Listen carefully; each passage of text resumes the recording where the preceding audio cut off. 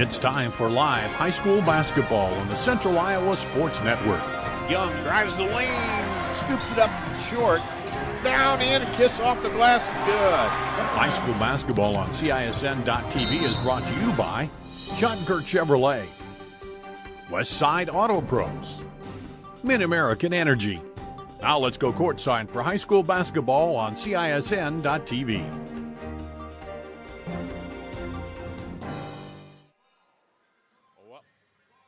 Welcome to Valley High School as we get ready for high school basketball once again here on CISN.TV. Tonight, it is number 9 Valley hosting number 6 Ankeny Centennial in the girls matchup, and then we'll have the boys half of the doubleheader coming up for you. Valley at 5-2 on the season. Ankeny Centennial at 5-1, and should be a good early matchup for these two teams here tonight, as they're out warming up and getting ready to go at it here. We'll check out the 5A ratings for you. City High number 1, Cedar Falls number 2, Iowa City West at 3, Pleasant Valley at 4, Johnston up to 5. They started out the season without a loss. Ankeny Centennial just one loss at number 6. Dowling, West Des Moines Dowling at 7 with 6-1. Waukee at number 8 at 5-0. Valley at 5-2 comes in at number 9, and Bettendorf number 10 on the list here as we get ready for this ball game tonight. And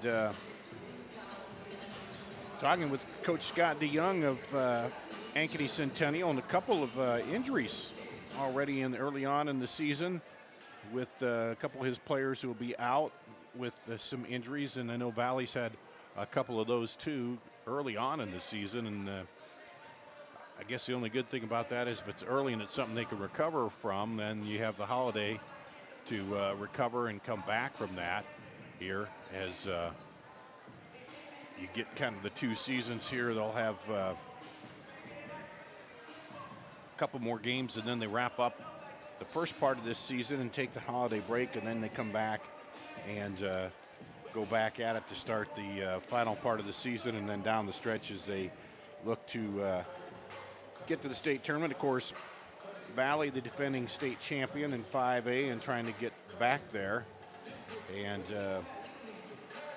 some new faces in the lineup, new things they've been working on here as they look to get back. They started out pretty well, though, in getting those new players into the lineup and get adjusted here tonight. And find my scoring numbers here. Yeah, we have Zoe Young will come in averaging 19 points, and then Shea Fuller averaging 19.7. So a couple of scores there, averaging about 20 points for Valley, and then 11 for Grace Plummer. So 3 of those key players kind of picking up the scoring slack from the players last year that graduated off the team, and we're getting ready here, just about ready for the starting lineups as the clock winds down here at Valley High School on a Friday night. And the Ankeny Centennial Jaguars and the Valley Tigers.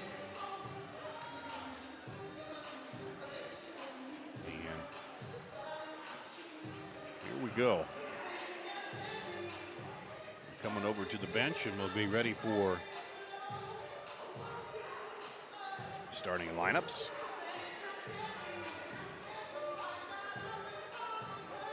And a little youth in each of these lineups, looks like.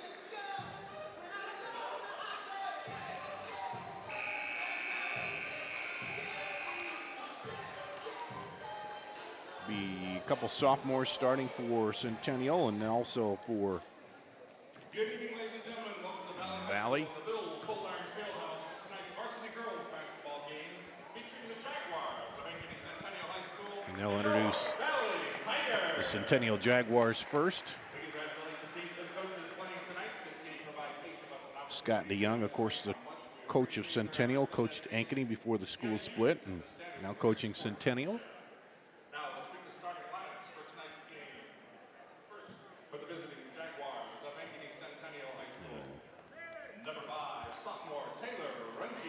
Taylor Runchie, a sophomore guard, 5'8" sophomore guard. Sydney Wyckoff, a 5'5" senior guard. Rachel Schoen, a 6'1" junior forward. Chloe Olson, a 5'10" senior guard. And Alexandra Kiana Harris, a 5'10" sophomore forward for Centennial. Dave Runchie, Dennis Albertson, John Mayfield, Andy Fain are the assistant coaches. And now here, starting lineup for the Valley Tigers. Libby Halverson, the 5'6" senior guard. 5'10" junior guard, Zoe Young. Number 5, sophomore Grace. The 5'9" sophomore Grace Plummer. Number 11, junior Shay. The 5'7" junior Shea Fuller. And number 24, freshman Anna Bernhardt. The 5'11" freshman Anna Bernhardt. Tiger head coaches Joe Segrist and the assistant coaches are Chris Larson. Joe Segrist, Chris Larson, the assistants, Kelly Moore, Rob Redemond, and Josh Flander, the assistants for Valley. And now we'll pause here for our national anthem.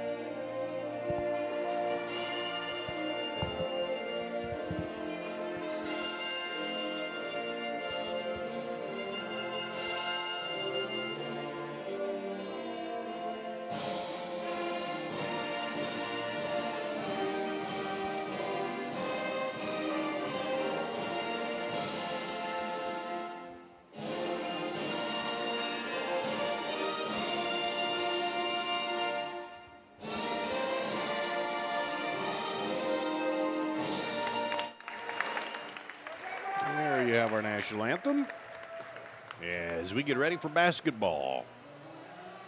And Centennial huddling up at center court. The Tigers huddling up in the free throw lane there. You see them both. Should be a good matchup, early season matchup between these two teams. And Centennial, was it 2 years ago, won the title? I think it was, and then it was Valley last year. The year before that was Waukee. So these teams always in the mix, seems like. And Centennial will come out in the dark uniforms. And Valley in the home whites as we get ready to go here. Bernhardt going against Kiana Harris. And it's tapped and off the hand of Zoe Young back to Centennial. So they'll get the ball to start out here. And Rachel Schoen with the first bucket of the night for Centennial. And there's a three. Zoe Young. So starting out a little hot shooting here and a little pressure by Valley. They get it across. Now cross court over to Schoen and now back up to Runchie. Looks like Valley going to stay in the man. And a blocking foul will be called on Shea Fuller. Her first and the team's first.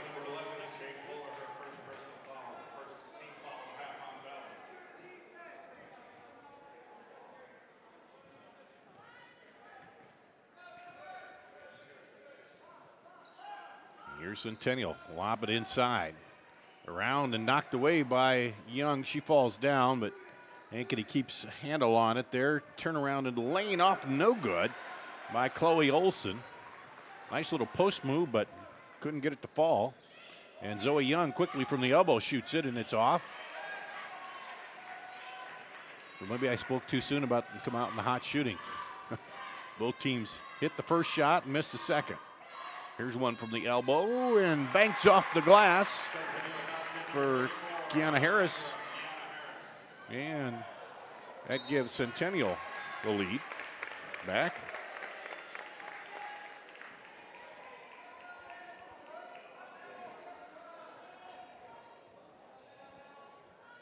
And again, pressure by Valley. Handled by Centennial.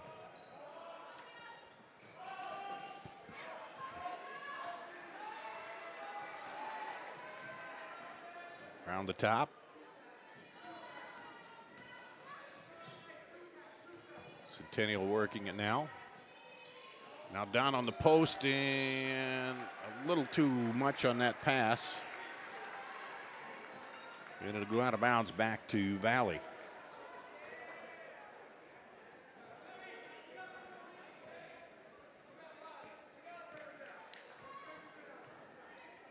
Shea Fuller will bring it up. He said 3 down low here. Fuller drives in, kicks it out to Plummer. Through the lane and tried to get it to Plummer, and that goes off of Fuller. Or she tried to get it to, tried to get it to Plummer, and it went off of Plummer, out of bounds. So here we come back the other way, Ankeny. Kiana Harris dribbles across and a hand check foul called on Zoe Young. Her first second team foul on Valley.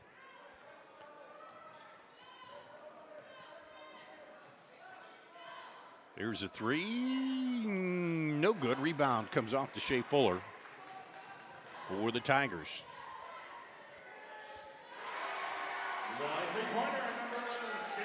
Shea Fuller pops the 3, and Valley takes the lead back.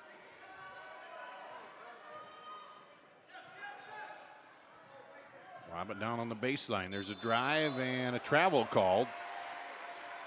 And she got down there, ran into Shea Fuller, and it kind of moved her a little bit. And they called her for the travel. Here comes Zoe Young back up with it for Valley. They have a 2-point lead. It's knocked away by Runchie. Here comes Wyckoff. Back up top. Wyckoff now will get it and run the offense. Gives it to the wing, cuts through. Now good backdoor cut, up and good by Rachel Schoen. Or excuse me, Chloe Olson. 22, not 21. And a long 3 by Zoe Young, no good. And we'll stay tied, but Centennial with the ball, chance to break the tie. Here's a 3. Bounces off, no good. The miss by Kiana Harris. Halfway through the first quarter, and we're tied up. Fuller drives, gets it over to Halverson. And a foul called. That'll be the first foul of the night on Ankeny and go against Wyckoff. Foul on Ankeny, Centennial number 14, Sydney Wyckoff. Her first personal foul, first 16 foul pass on the Jaguars. And a Bernhardt goes to the line for Valley. And Bernhardt will go to the free throw line for the Tigers. Hits it. Entering the game for the Jaguars, number 40, Meg Burns.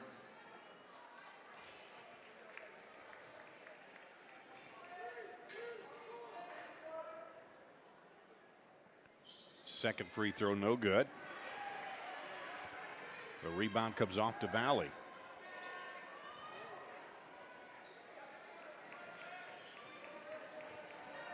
Make Burns into the lineup. Now that'll stay with Centennial.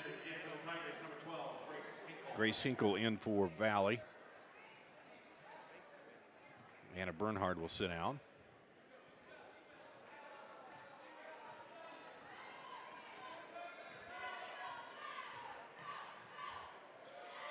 And here comes Centennial. Working that weave at the top. Wyckoff gets it off. Now down. Turnaround kicks it out for three. It's off, no good, but the rebound comes down to Burns.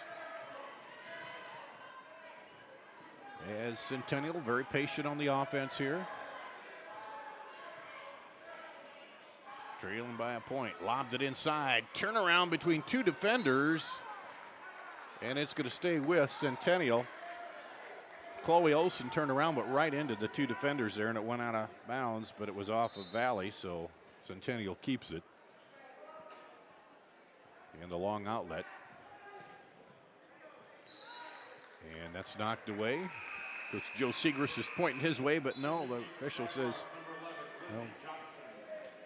Lizzie Johnson coming in for Centennial. We get it into Wyckoff. Guarded by Halverson. Inside post, turn around, up and good. Chloe Olsen has 4 points and gives the lead back to Centennial. Lob inside by Zoe Young to Grace Hinkle. And Valley answers the score quickly. And they pressure a little bit here, 9-8 Valley.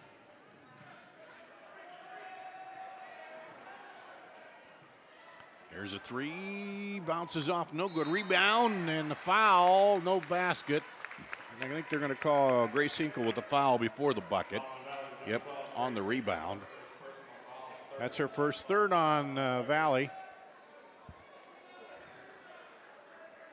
And Centennial inbound on their bucket, cut down. There's a bucket and the foul. Meg Burns.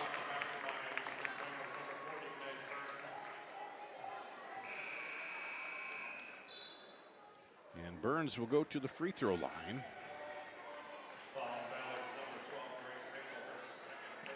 67% free throw shooter.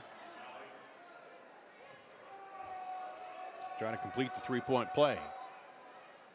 High bouncer, no good. Rebound, put back up, and no good. And then a foul is called, I think, is that Burns? Yep. And they call Burns on the rebound, so that's her first, second team foul on Centennial. Here comes Zoe Young for the Tigers with it. Kicks it outside for three, no good. Halverson, yeah, you should give a hip check there to Wyckoff, and Halverson gets called for the foul. That's her first, and already 5 team fouls here for Valley. And we're not through the first quarter yet. Back the other way, and out of bounds, it'll go to Centennial.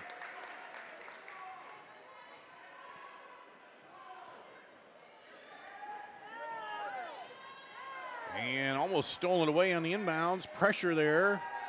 You have to get it across. They're going to get the 10 count. And they finally do. Now quickly up to Burns. She throws it back. And Centennial will get the offense going here again. Turn around inside and blocked by Zoe Young.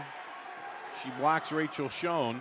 And Young comes back the other way, spinning the lane, puts it up, and gets the double bounce off the glass. Zoe Young gives the lead back to Valley. 1 point lead. The biggest has been a 2 point lead. There's one deflected. Taken underneath, now blocked. The shot by Schoen was blocked by Bernhard. Centennial fans wanted a foul on that one. There's a drive, and that'll be a foul, blocking foul. And Shea Fuller goes down hard on that one.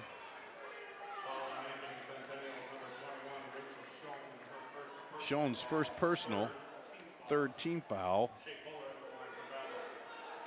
And Shea Fuller to the line. She's got a 3. And misses the free throw. She'll get another one.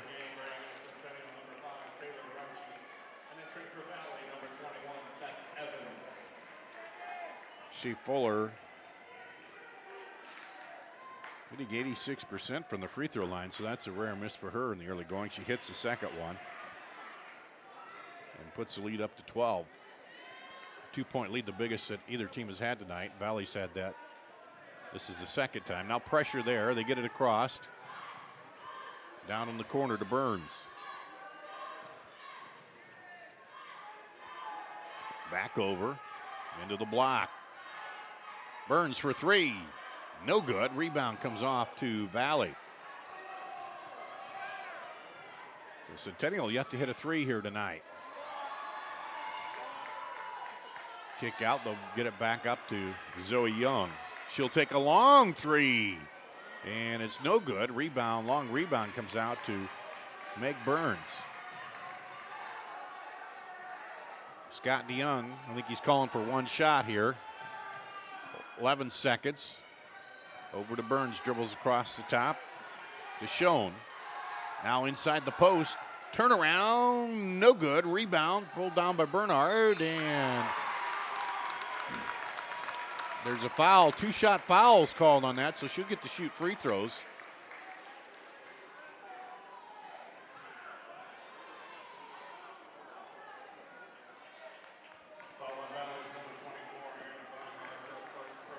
Bernhardt, 16 foul.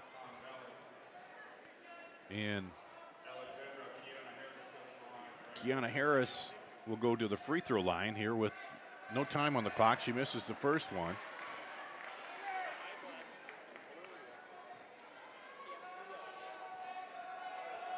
.40% free throw shooter, misses the second one. So that'll do the end the first quarter. It's 12-10 Valley. We'll be back with the second period after this on CISN.TV. Great price, great selection, great experience. That's what people expect today. What isn't expected is how hard we work after the sale to keep your business. Hard work, honesty, integrity, discipline, trust, character. These core values are why we grow every year and why we continue to acquire more dealerships. Experience the Schottenkirk way of doing business and come visit our new Ford dealership in Indianola. This is Iowa. And here, we don't just dream of a better tomorrow, of a smarter way to do business or live, of perseverance and progress. We inspire it in others. We challenge the conventional, reimagine what it means to be better, and then dare ourselves to make it great. This is Iowa. And here, we don't just dream, we make history. We're back at Valley High School. After one quarter, it's 12-10 Valley.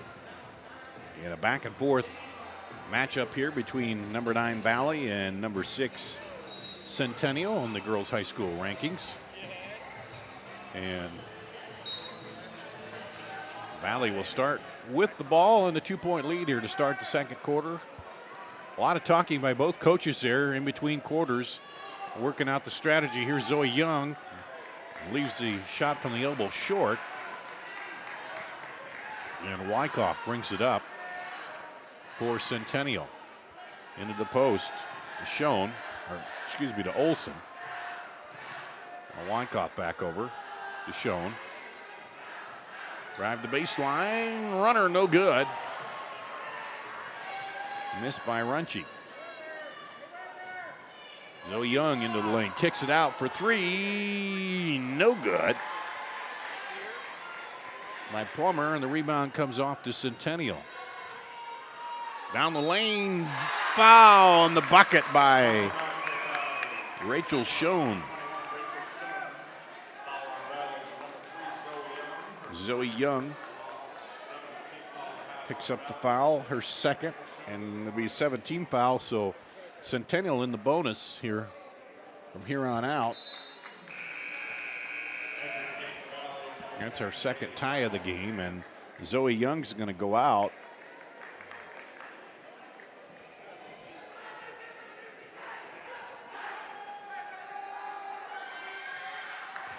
And she completes the three-point play to give Centennial the lead back here to start the second quarter. There's a runner by Fuller, no good. Rebound battle for inside and pulled down by Schoen.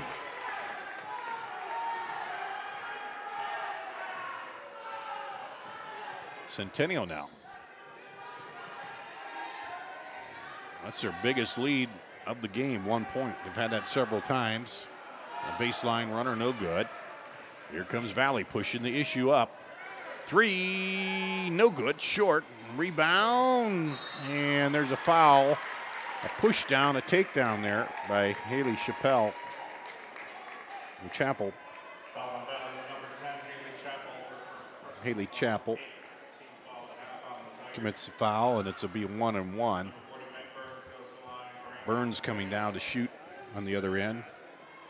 She's got 2 points, missed her only other free throw tonight. But hits this one, so she'll get the bonus.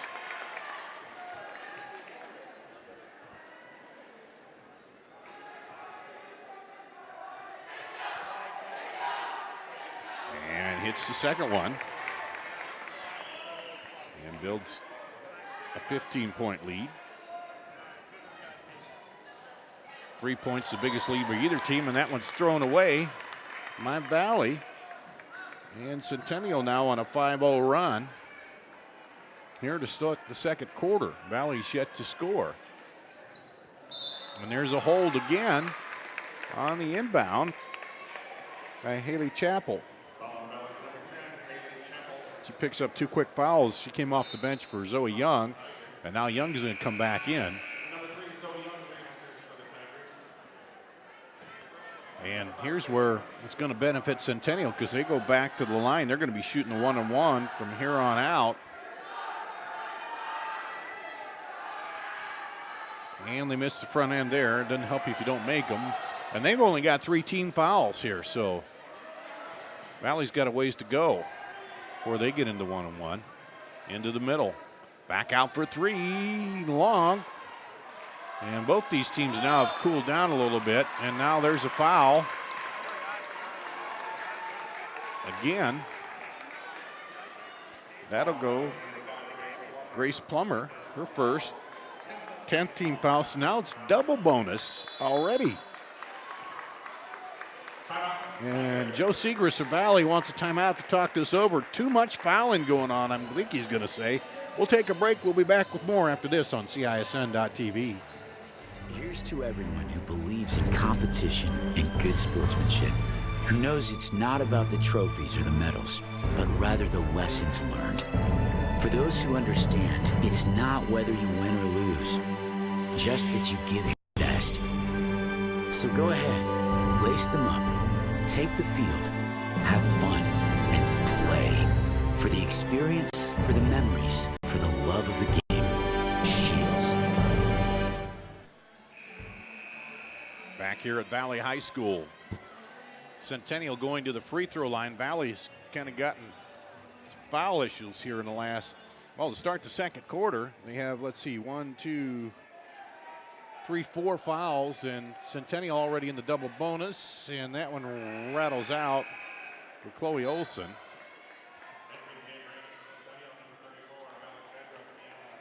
Kiana Harris coming in for Rachel Schoen.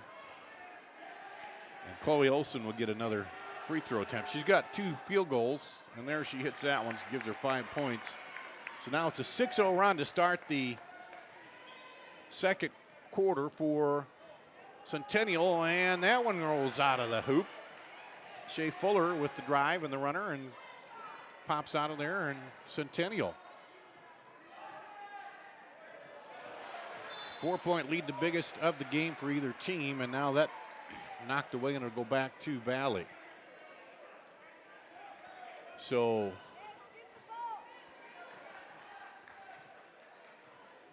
a couple minutes into the second quarter, and Valley's yet to get a bucket here. Here's Zoe Young. Into the middle, runner, short, rebound, pulled down by Chloe Olson. Centennial. Here they come back the other way. Burns inside on the lob to the post. Back around, good ball movement. Wyckoff, three!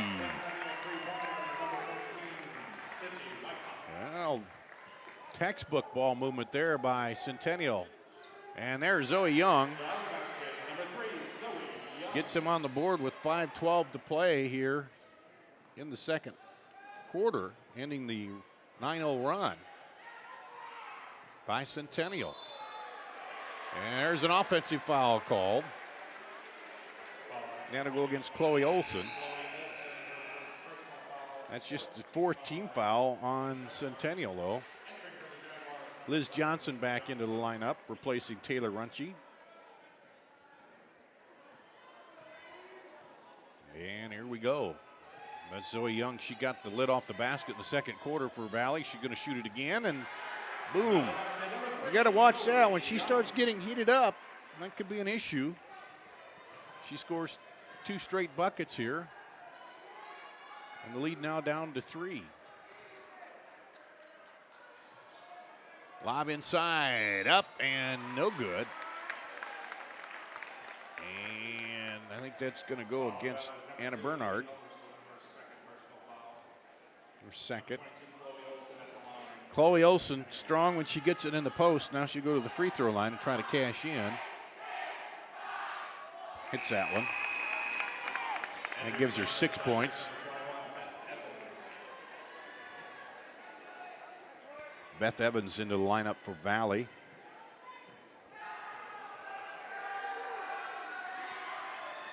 And Olson makes them pay by cashing in both free throws. And Rachel Schoen back in.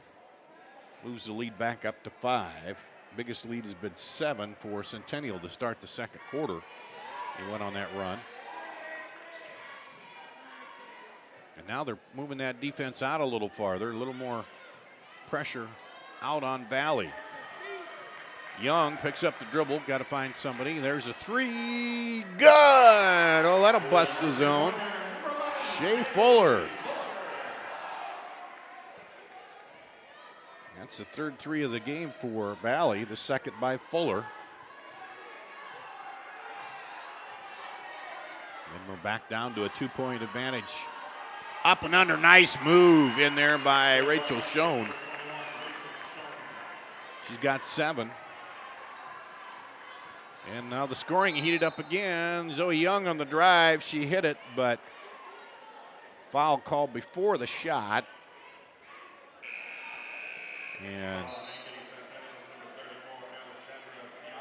Kiana Harris with it. And there again, that's only the 5th team foul on Centennial, so Valley won't be shooting yet. They have double that number of fouls.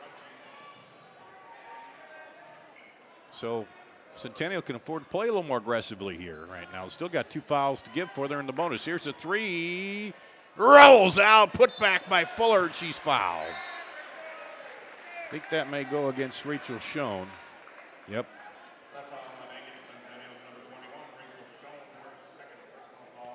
Her second, team 6. Shea Fuller to the free throw line. She's 1 of 2 from the line tonight. Hits that one. That's her 8th point. Chloe Olson back in to replace Schoen. Fuller, an 86% free throw shooter.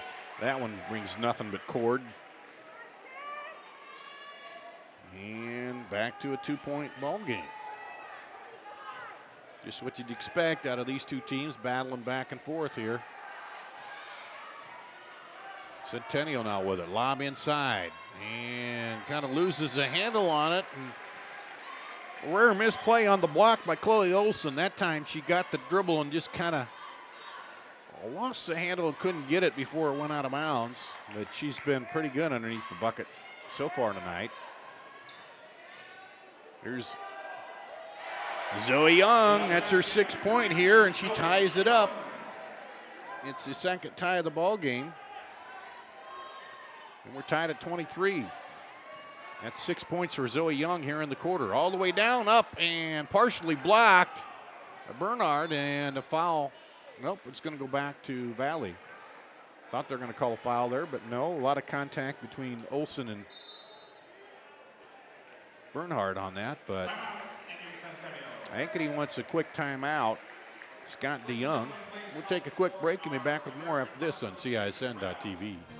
Miss your hometown clothing store? The one that had it all?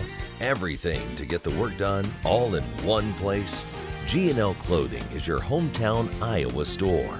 Stop in and see us, or we're only a click or phone call away. Family owned for nearly a century. G&L Clothing, 1801 Ingersoll, Des Moines. G&L Clothing, your size, your style, we've got it all. Valley High School. Centennial's taking timeout. Valley's come back. Centennial started out this second quarter on a 9-0 run to take a 7-point lead, but Valley behind 6 points from Zoe Young in the quarter has come right back and tied it up. Second tie of the ball game. That 7-point lead was the biggest for either team here so far tonight. There's Zoe Young with the ball again at the free throw line. Kicks it over to Plummer, and offensive foul called on Plummer, moving screen. They would be in the double bonus, except that is an offensive foul, so they won't shoot on that one. As it's the 12th team foul of the half here for the Tigers. Over on the wing, Liz Johnson gets a screen, now drives and leaves it long. Rebound pulled down by Beth Evans.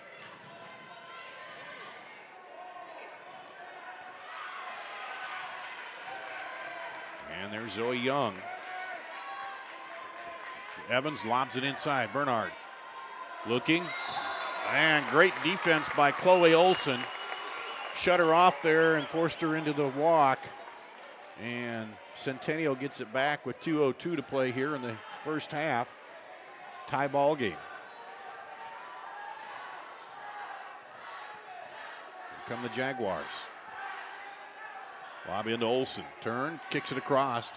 Now back over, free throw line. No good. Rebound, ripped down by Fuller.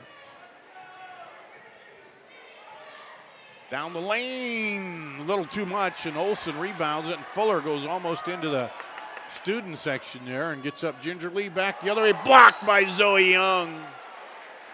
Swats away Liz Johnson's shot. And here comes Meg Burns back into the game for Liz Johnson.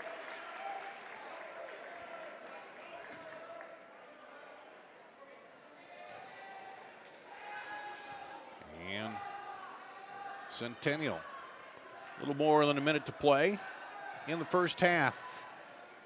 Tied up.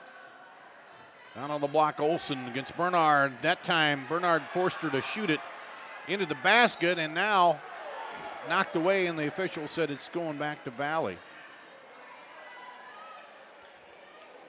That's a pretty good battle in there. Chloe Olson and Anna Bernhard going at it.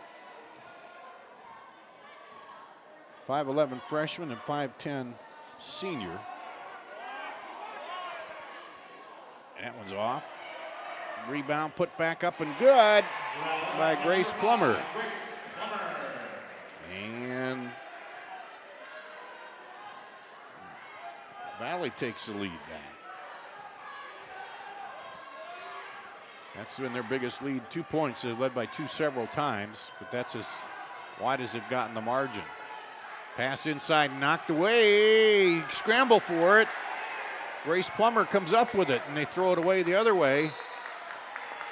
She was talking to Zoe Young, and she thought Young was going to go on the fly route. Young went on the down and in, I guess. And so she threw it deep and went past Young. Here comes Wyckoff dribbling through the middle. We'll see if they play for one here or what they do with it. Scott Young telling them to pull it out, so they are going to play for one. He's telling his post to come up a little bit. High, give a high screen down the lane, up and good. Wyckoff on the drive. At the buzzer, off the glass. And we're back where we started all over again. 25-25 is our score here at halftime with Valley and Centennial on CISN.TV. Let's take a break. We'll come back and check out the first half scoring, and then we'll have a special guest for you coming up to 25-25 at the half. Back after this on CISN.TV. Okay, ladies, it's October and we all know what that means. Time for our annual mammograms. Iowa Radiology believes that mammograms are the best way to catch breast cancers early and save lives. With 3D and low-dose technology, they are now more accurate and safe. It's only once a year, and if you don't do it for yourself, do it for your daughters, your friend, your sons, or your family. Visit iowaradiology.com or call to schedule an appointment. Iowa Radiology. Our focus is your good health. Many times at the Lodge of Ashworth, new members come to us from their big, beautiful homes. They find our spacious 2- and 3-bedroom suites to be an ideal fit. We have a limited number of these larger and penthouse-style suites, perfect for the retiring executive style living. We have suites ready for immediate move-in, or we can help you customize. The Lodge of Ashworth is all-inclusive, no surprise additional fees or upcharges. Call us today for a private tour and ask us about our flexible pricing plans. Why do I look for the seal? It's about trust. Whether I'm buying a car, hiring a contractor, finding a tax preparer, or an honest mechanic, the Better Business Bureau's seal means this business meets high standards. When I see the seal, I know I'll get what I pay for. No more taking chances and no more worries. And I feel good about supporting local businesses. My life is so much easier knowing I can always trust BBB accredited businesses. It pays to look for the seal. See for yourself at bbb.org/Iowa. Building a strong community doesn't happen overnight. It takes a vision for the future, the ability to turn a challenge into a success, and individuals who inspire new generations of growth. Greater Des Moines has done a lot of growing over the years, and so have we. At Brick Gentry Law, your success is something that we create together. Thank you for making us a part of your community.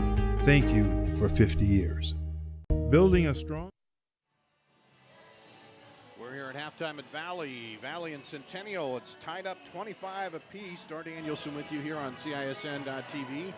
Joining me is the boys coach for Valley. And, well, Coach, how's the season gone? The start of it, I know it's, we'll just flip this over there, but you always kind of get this December run and you kind of build things up and see what you need to do. And then, you have the break and come back. Talk about the first part of this season so far and what you've seen. Well, our basketball season is kind of two seasons in my mind. You have the part of the season right before break, and then you get a little bit of time to get the kids some rest, and then you kind of come back, and then you start that second part. So, we're still in the stages of trying to practice well every night and figure out how to get better each day and work through some chemistry things and how our guys fit together and. We play today and tomorrow. We play Tuesday. So right now it's a 3-game season until we get to break, and that's kind of how we're treating it. You talk about chemistry, and that's obviously, when you graduate guys and then you have new guys, and then sometimes guys make themselves better in the off season and come in, and you kind of have to look at all that and evaluate it, don't you? Well, there's no doubt about it. And, we get the summer to play together, but it's still a little bit different than when you come in and you're practicing every single day. As opposed to a couple days a week and then playing some weekend tournaments. So you start to see some different things out of kids one way or the other. And so sometimes it's still like starting over a little bit even though you had summer together. So we're still sorting through some of those things. We feel like we have a nice group and just, we're trying to be better in practice every day. That's where we're at. The other night you had that game where you way up and they come back walkie and then you hold off. And how did that impact you and you come out of that, Well, we were humiliated on Tuesday by a very good Johnston team that it was one of those games that was about as low as you could be. And so to be able to come out on Friday and find a way to win was very positive. Obviously, we would have liked to close that game out a little bit better. But I think the feeling after that game was we found a way to win. We were awful low on Wednesday morning. Yeah. And to be able to even come out and really play well after what we did on Tuesday was a real, so we just tried to take as many positives out of that, as although that could have been a real negative blowing that lead. But Waukee's an unbelievable team, and their starting five is as good as any team around.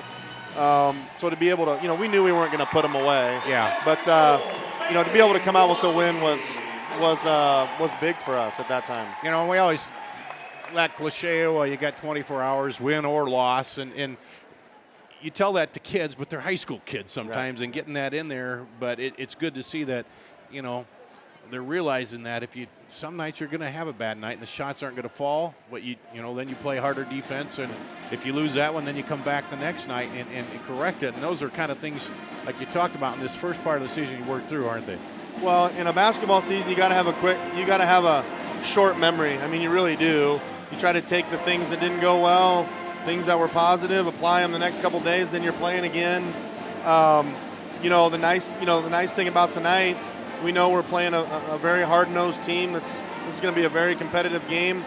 Win or lose, we get to turn right around and play again tomorrow, which can be a really very good thing. So either way, basketball season, you got to have a short memory, but yet try to continue to build on the things that you're doing well and continue to improve on the things you need to do better.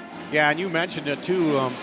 When you're playing in this league, you're playing a lot of good teams every night, and even teams that their record may not show that they're right up there with the other leaders, but they have some good players, and you still have to come out every night in all these games, don't you? Well, no question. I mean, when you play Coach Fontana's teams that they're going to play hard for 32 minutes, as hard as they can.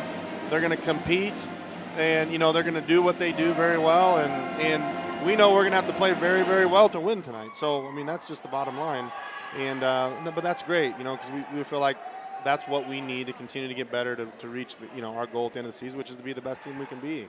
And I think all the teams here in this area looking over to the east and kind of like to bring that big trophy back over to the central part of the state, huh? Well, there's no question about that. Iowa City West not making that really easy. Yeah, that's not an easy task, is it? No. And not going to be any easier this year either. So, but, night in and night out, though, it doesn't get any better than our league over here. And so we know that, and we know that we'll have ourselves in a good position to be where we need to be by the end of the season because of that. Okay, Coach B.J. Windhorst, we'll look forward to seeing you here against Centennial. Thanks for joining us here for a little bit here. Thanks for having me. All right, thanks, All right. Coach. All right. We'll take a break, be back with more after this on CISN.TV. Hi, Ron here, head coach of Westside Auto Pros. When your car's on the injured reserve, you want to get it back in the game as soon as possible. I know that. That's why you need to bring it here to Westside Auto Pros. I have a team of experts that can fix almost every automotive injury, whether it's a fractured joint, a brake, or if your car just got its bell rung, no problem. We can even do a complete physical on your car to make sure it's game ready for the entire season. So bring your car to Westside Auto Pros and we'll get it back in the starting lineup in no time. Hey, you guys are dogging it back here. Let's move it, move it, move it. You want to get stronger, faster, healthier. You want more. You want to be part of something bigger than yourself. A place for people of all ages, all walks of life, that provides opportunities for all to succeed. We do that. We're the why. Build more than muscle. Build a stronger community. The value of staying active cannot be overlooked in our lives or our young athletes. However, high-intensity workouts come with the risk of injury. If you or your child have sustained a sports injury, Select Physical Therapy in conjunction with Iowa Ortho are here to help with 2 convenient walk-in locations. From diagnosis through recovery, you'll be put directly into the hands of experts who will evaluate and treat your sports-related injury. Call us today for an evaluation. We're here at Valley High School halftime. Dar Danielson with you, and we're at halftime all back where we started, kind of 25-25, Centennial and Valley. Let's run down the first half scoring for you. For Centennial, Rachel Schoen with 7, Chloe Olson with 7, 5 for Sydney Wyckoff, 4 for Meg Burns, and 2 for Alexandria Kiana Harris for the scoring there. For Valley, Zoe Young with 11, 6 of those coming in the second quarter, 9 for Shea Fuller, and 5 of hers coming in the second quarter. 2 for Grace Hinkle, 2 for Grace Plummer, and 1 for Anna Bernhard. It was 12-10 Valley after 1, and then Centennial outscored them 15-13 to tie it up 25 all at halftime. Centennial did go on a 9-0 run to start the second half and build up a 7-point lead, but then Valley came right back with a couple buckets by Zoe Young. It took them about almost 3 minutes into the second quarter before they got their first bucket there, and then they went on a little bit of a run, and now we're tied up. Centennial led by 7, that's their biggest lead. Valley's only led by 2, their biggest lead here in the ball game so far. So hang on. Thanks to BJ Windhorst, the Valley boys coach, for joining us here at halftime. And Centennial in the dark uniforms, they'll start out here the second half with the ball. All tied up. Lob inside to Schoen. Schoen goes up against Young. A nice power move off the glass by Rachel Schoen. And she gets him on the board first. Back the other way, missed by Young. And the rebound comes off to Schoen. Down to Olsen. She loses a handle on it. There's a scramble. Shea Fuller comes up with it. Now still a scramble for it, and that's going to go back to Valley as Wyckoff tried to run it down. So a lot of action here to start the second half. Official checking to make sure there's no sweat on the floor, as there were 3 or 4 bodies down by the baseline. Knocked away from Fuller. It'll stay with Valley, though. And like Halverson, Bernhard, Shea Fuller, Zoe Young in there to start the second half. And into the corner to Grace Plummer. Down the lane, too much. Bernhard tries to get the rebound, and it goes off of her, out of bounds to Centennial.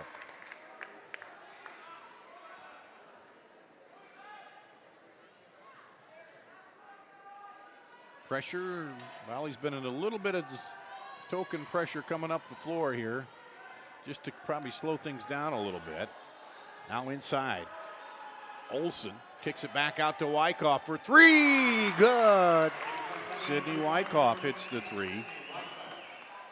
And the lead's quickly up to 5 here. They start in the run in the third quarter, kind of like they did the second. Here's Zoe Young down the lane. Offensive foul called on Zoe Young. And that's her 3rd personal. First team foul the second half.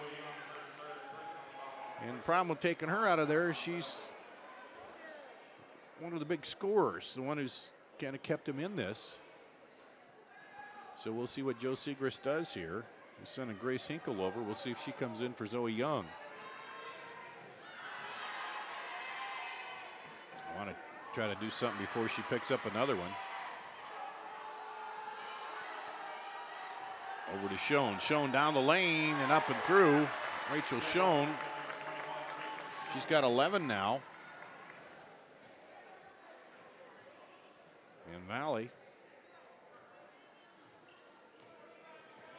has yet to score here.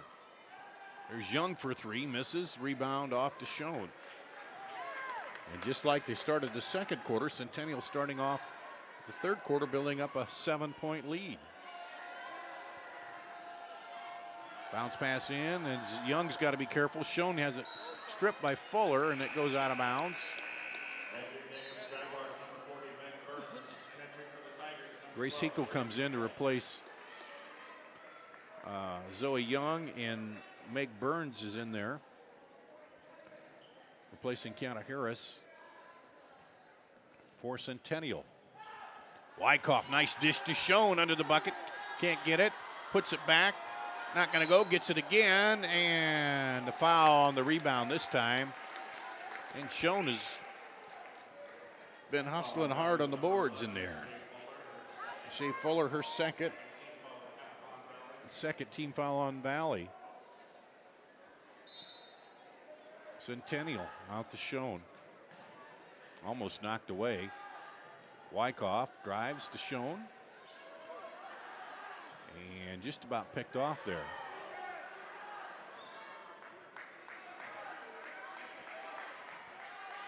Inside turnaround, Olsen. No good. Rebound, Schoen.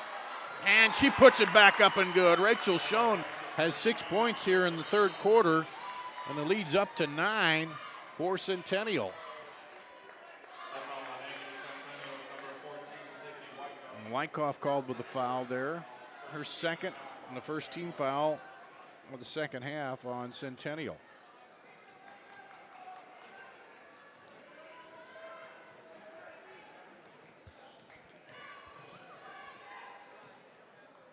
There's a drive by Fuller, no good. Bernhard tries to get the rebound. And they're going to give her the foul. Taylor Runchie.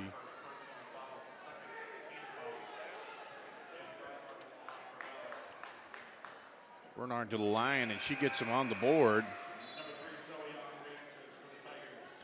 With 5 minutes to play here in the third. And it took them just a little longer than it did in that second quarter to get on the board. She hits it.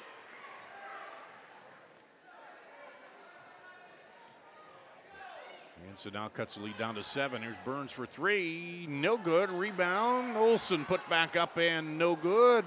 Battle for it. Burns comes away with it. And almost stolen away by Helverson.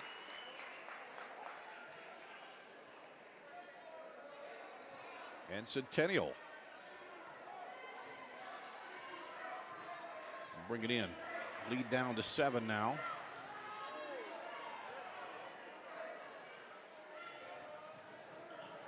And they could afford to be patient. Into Schoen. Now cross court to Burns. Around for 3. Good! Grace Plummer. Excuse me, Taylor Runchie for 3. And the lead's up to 10. Biggest lead of the ball game for either team. Valley needs some offense, and there's a bucket in the foul.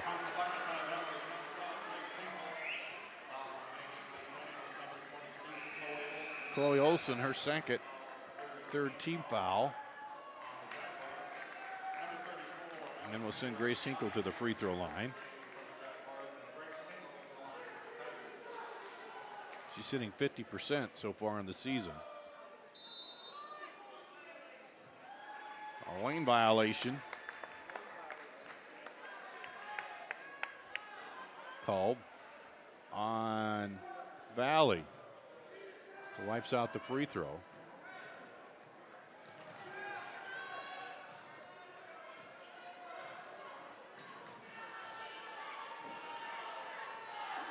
Schoen gets it blocked by Zoe Young. She took a big hack at it even though she's got 3 fouls.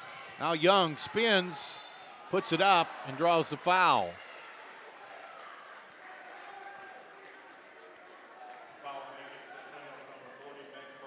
Meg Burns picks up her second. 14 fouls. Zoe Young to the line. Misses the free throw. Young's a 58% free throw shooter.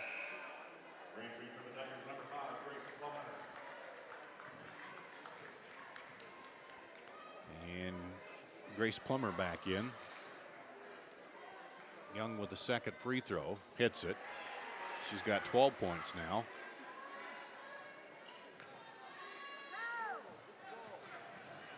And finds Schoen underneath the bucket, up and good. That's 8 points for Rachel Schoen here in the third quarter.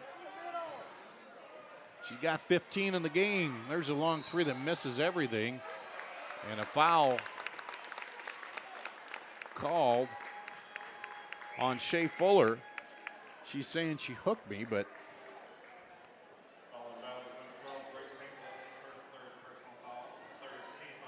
well, they called that on Hinkle. I thought he said 11, but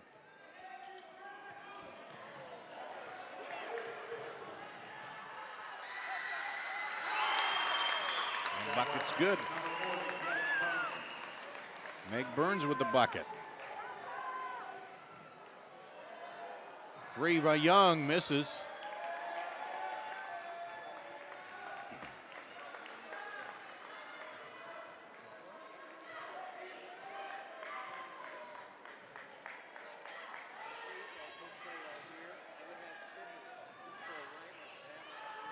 Here's Wyckoff, pull up, and shoots the air ball, slapped in, and they keep it alive. Schoen runs it down. The Centennial hustling, doing everything right at this point, even when they make a miss. Into Schoen against Young, who's got 3, and the foul, that may be 4 on Zoe Young. Yep. Her 4th personal with 2:36 to play in the 3rd, and Joe Segrist is going to call a timeout. So we'll take a break. Come back with more after this on CISN.TV. I opened the hearing clinic to offer patients and their families a positive healthcare experience. If you have trouble hearing clearly at church, at the movies, watching TV, or with your friends and family in a group conversation, what are you waiting for? In less than half an hour, we can give you peace of mind and answer any questions that you may have. Call us today to schedule your appointment. The Hearing Clinic, 515-440-3323. We listen, you hear. Well, Zoe Young, one of the top scorers for Valley, picked up her 4th foul there, and Joe Segrist called the timeout. And you take her out and you lose quite a bit of offense. She's got 12 points, 12 of their 30 right now, averaging 19. Her and Shea Fuller. Shea Fuller averages 19.7, Zoe Young 19. So they're going to have to find some offense without Young in there, also ball handling and defense. But tonight, she's drawn 4 fouls, and Schoen will go to the free throw line.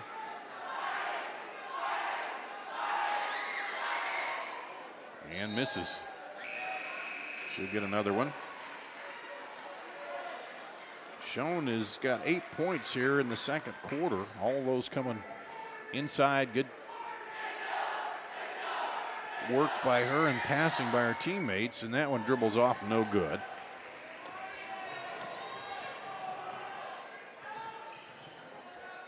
So here comes Valley.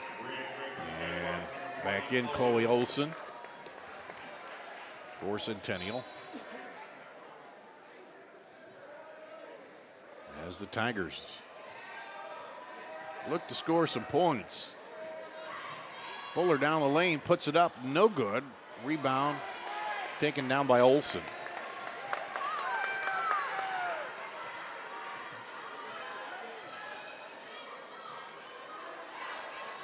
Bounce pass inside. Kiana Harris, she gets it back out. They'll rotate it around. Turn around, Olson, good.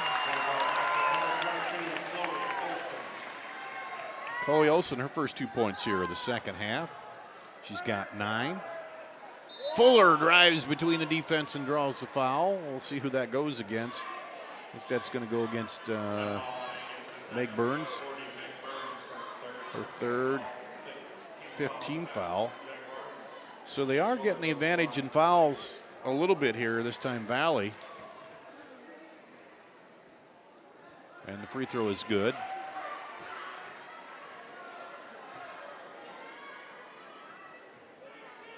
Puts Shea Fuller into double figures. Misses it, but it's rebounded and then stolen away. Ripped away by Liz Johnson. Pressure out front.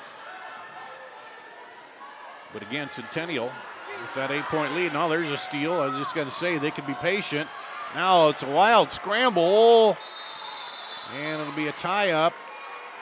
Jump ball will go to Valley.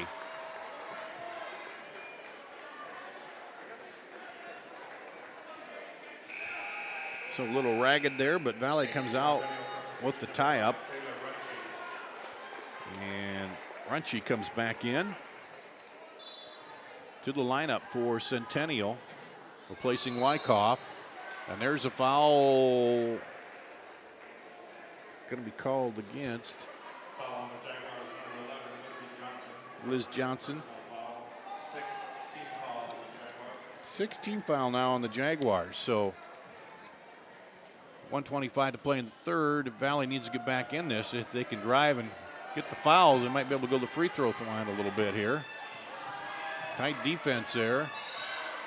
And 5-second call.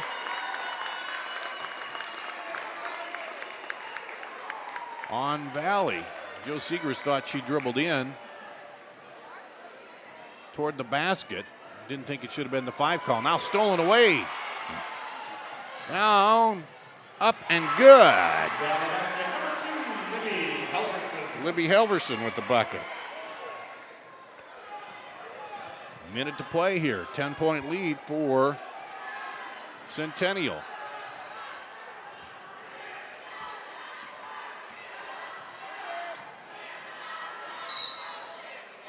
And there's a foul on the floor.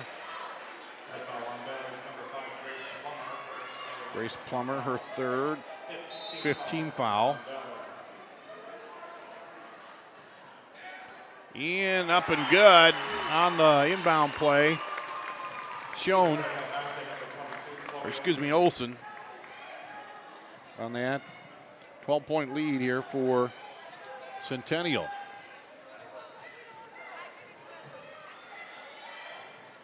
Knocked away. And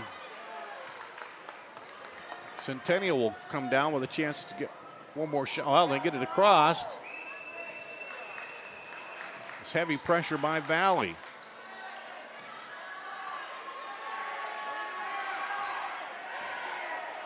Seven seconds. On the drive, offensive foul called against Taylor Runchie. Her second.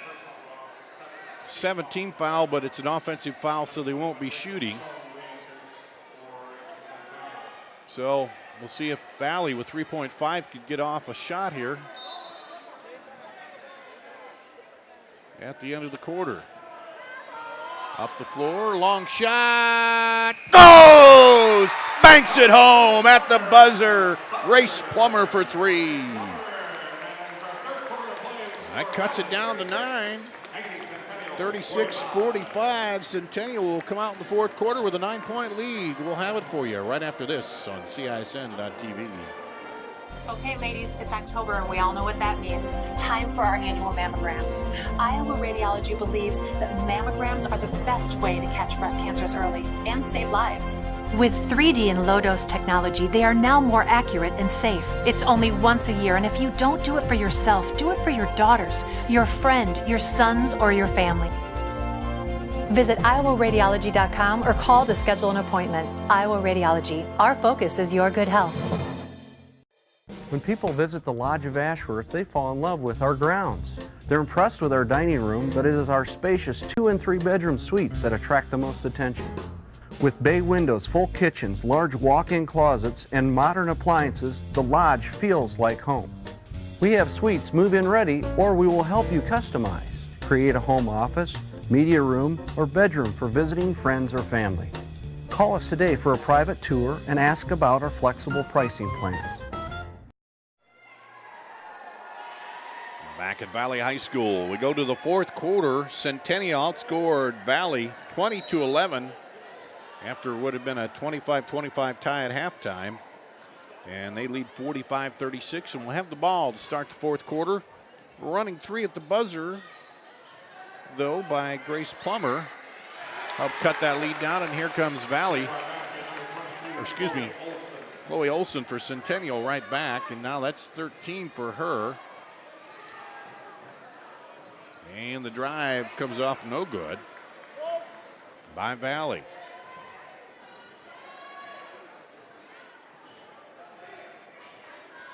They built the lead to 11.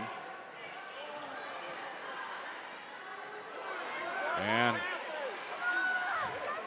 playing a little volleyball there, knocking it back. Valley is, but they aren't being able to get the ball. Now there's a steal. Right in from behind, all the way up against Wyckoff, and misses it. Coach Joe Segrist wanted to foul on that. Not called. Back the other way. Here's a 3, no good. Rebound pulled down by Bernard. And she gets fouled, and that'll be the 1-and-1 now. That's going to go against Chloe Olson. That's the 8th team foul. So that is good for Valley in that they can shoot with the clock stopped and try to cut into the lead.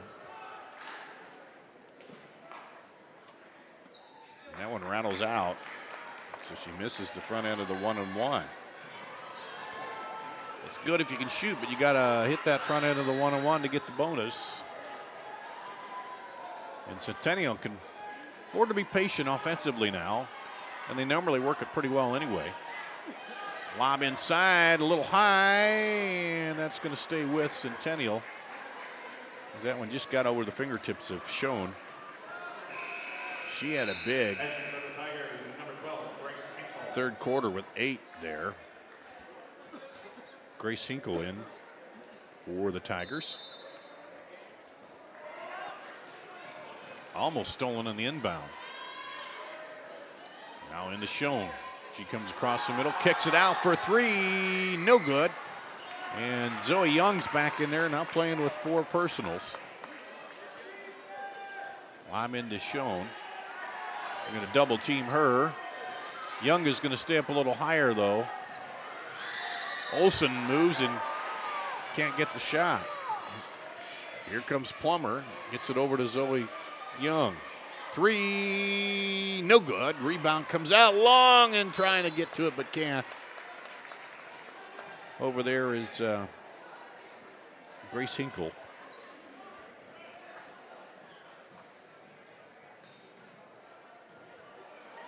Valley got down by 7 and clawed back in the second quarter. They're going to have to do a little bit of that here, but that isn't going to help because Chloe Olsen says, nah, she's right back in there. She's got 4 points here in the quarter. And there's Young up and through, gets her own rebound, puts it up, and gets fouled. That's going to go against Olsen. That'll be Olsen's 4th. 19 foul. And Zoe Young to the free throw line. 1 of 2 in the line tonight.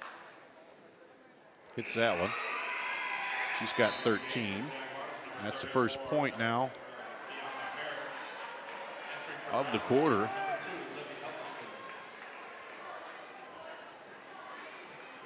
That's been a problem tonight for Valley. Slow starting in the second, third, and fourth quarter. That one's off, no good.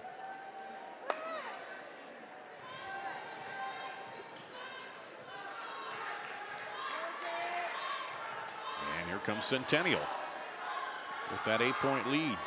Bounce pass inside down the lane. Nice look by Schoen. And timeout by Centennial. That's 17 for Schoen. We'll take a break. Be back with more after this on CISN.TV. This is Iowa. And here, we don't just dream of a better tomorrow, of a smarter way to do business or live, of perseverance and progress. We inspire it in others. We challenge the conventional, reimagine what it means to be better, and then dare ourselves to make it great. This is Iowa, and here, we don't just dream, we make history. This 5:14 to play here in the ball game. Centennial is build up their lead, 51-37 over Valley. And after that bucket, Scott DeYoung called a timeout. And I think maybe they're going to try to burn a little more time off the clock here, take their time a little bit more as they have the lead, and maybe try to salt this away, force Valley to foul them a little bit with that 14-point lead. Here comes Zoe Young. She's playing with 4 personals. Down the lane, puts it up as a partially blocked.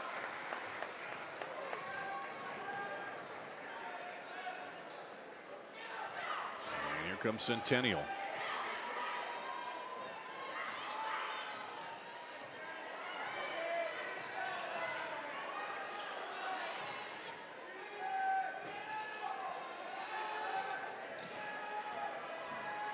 Working it.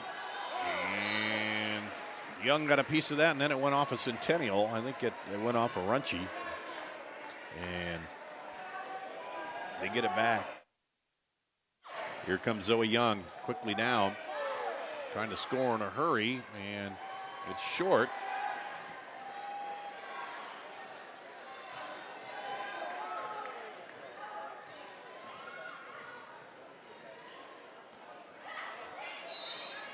And jump ball, and that will go to Valley on the tie-up.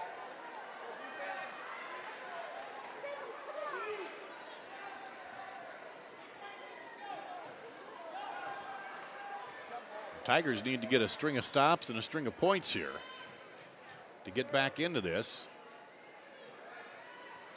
And miss, put back up, and good. Libby Helverson, she's got 4 points. Cuts it down to 12. Well, they got a couple fouls to give yet. Zoe Young can't foul. She just has to watch Rachel Schoen come in because she's got 4 personals. Young does, so she couldn't really go in there or she'd be have a chance of getting number 5 and be out of the game. Down the lane, up and no good. And the rebound is Centennial.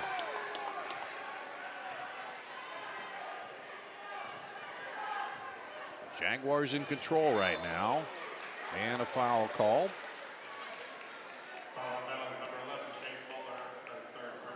Shea Fuller's third.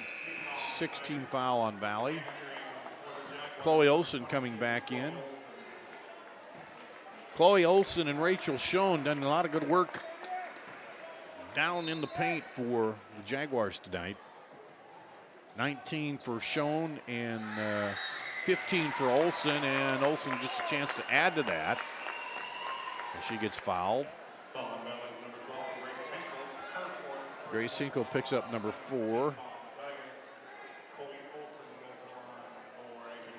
Olson to the free throw line. She's 3 out of 4 tonight from the line. Oh, gets that one to go down and out. So she'll get one more.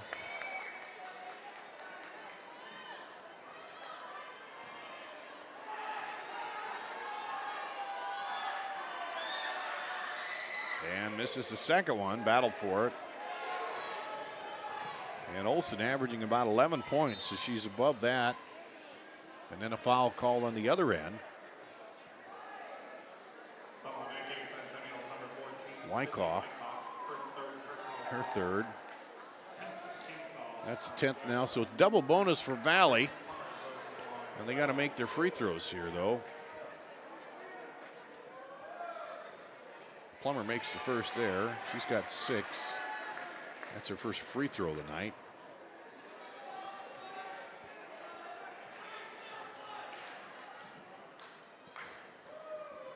Makes the second one.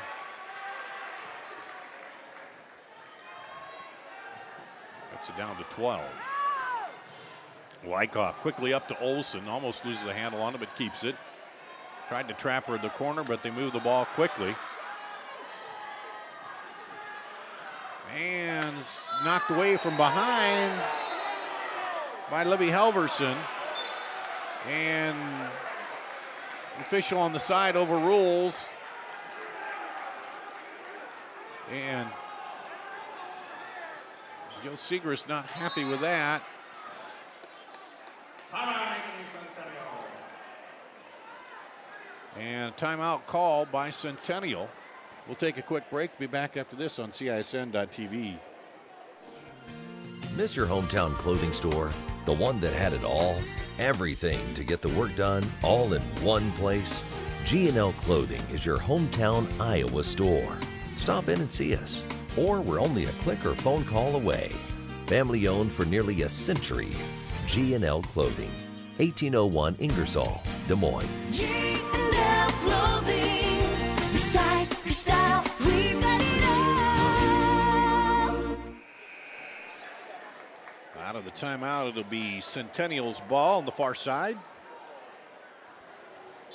They have the lead here, 12-point lead with, as you see, 2:50 something to play. And Zoe Young out there with 4 personals.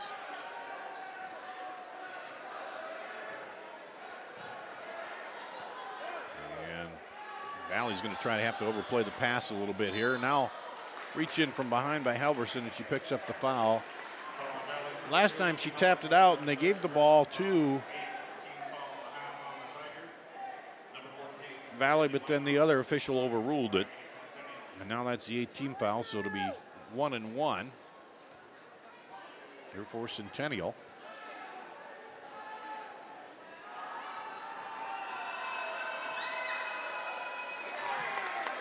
And Wyckoff hits it. 9 on the night.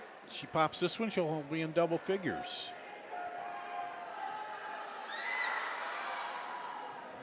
Just rolls out. Zoe Young will take it.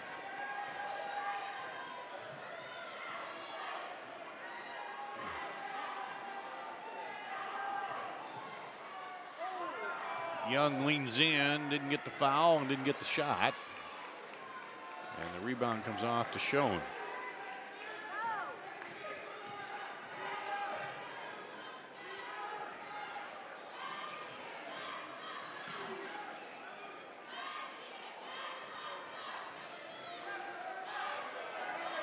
Two minutes to play. And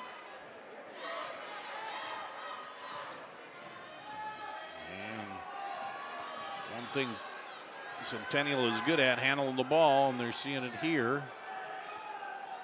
There's Valley trying to, there's Zoe Young, almost knocked that one away.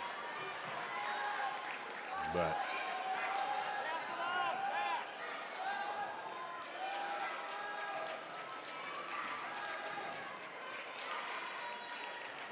and coming in, knocking it away, but it's going to stay with Centennial.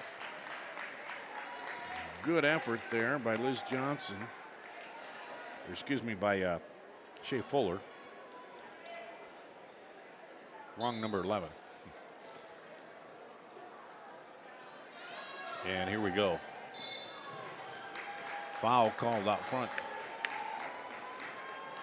on Helverson. Her third. 9th team foul. Wyckoff back to the line. 1 and 2 her first time there. This is the front end of the 1 and 1 this time. Now Valley's got to convert this. Nice look underneath. Grace Hinkle. And Valley takes a timeout. We'll talk some strategy. We'll take a break. Be back after this on CISN.TV.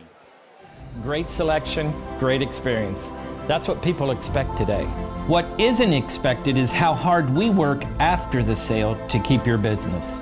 Hard work, honesty, integrity, discipline, trust, character.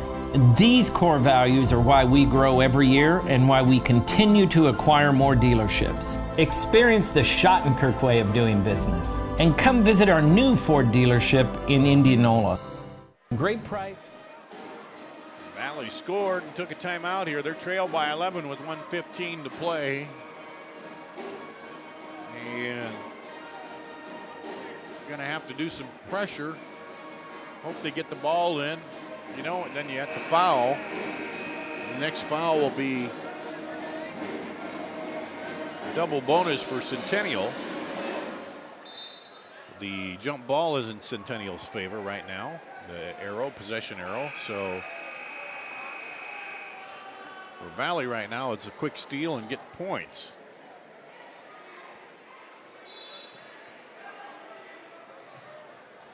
And they tried to go run out. Now they get it in the corner. Not exactly where you want to get, but they dribble out of that, and then a foul on Schoen by Helverson. It's her fourth. Well, that's her fifth, I guess. Okay. I missed one there, so she fouls out with 1:12 to play. And with 4 points.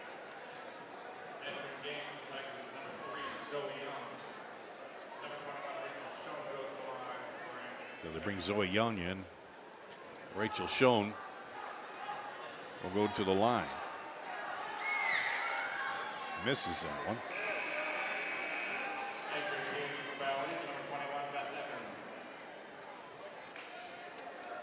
Beth Evans in for Valley. Schoen 71% free throw shooter. And misses both of those. She's only 1 of 5 tonight from the line. 3 away, no good. Rebound taken out of there by Chloe Olson. And then a foul will be called on Grace Plummer. Her 4th. So you got Hinkle with 4, Plummer with 4, and Zoe Young with 4 for Valley. So even when you got a foul here, and there's the free throw, good. Wyckoff, that gives her 10 points on the night. And misses the second one. Long 3, no good. Rebound, battled for. They get it back to Young, and she falls down. Keeps dribbling. And they say Young slid out of bounds.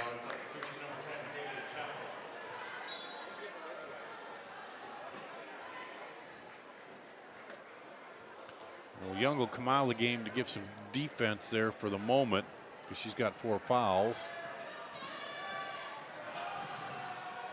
Trying to force the turnover. They get it shown. She's looking. Throws it long. And a foul call.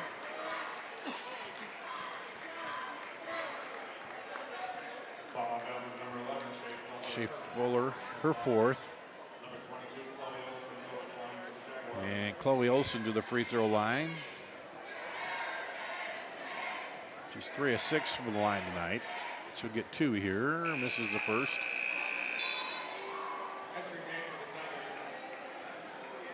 Number 4, Maggie Hall. Number 13, Anaya Hickman.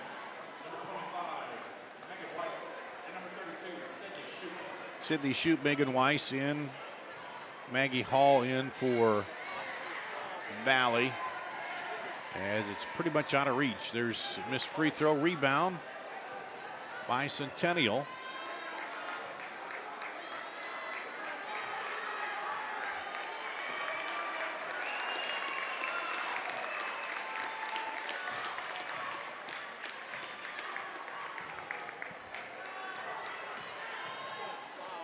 And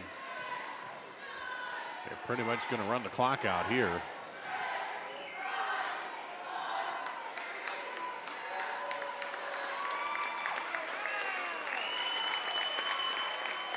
And that'll be 43-55.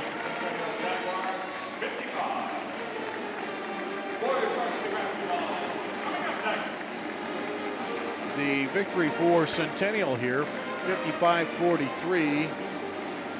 They outscored Valley 10-7 in the 4th quarter. We'll take a break. We'll come back and wrap up the scoring on this after this on CISN.TV. Who believes in competition and good sportsmanship, who knows it's not about the trophies or the medals, but rather the lessons learned. For those who understand, it's not whether you win or lose, just that you give your best. So go ahead, lace them up, take the field, have fun, and play.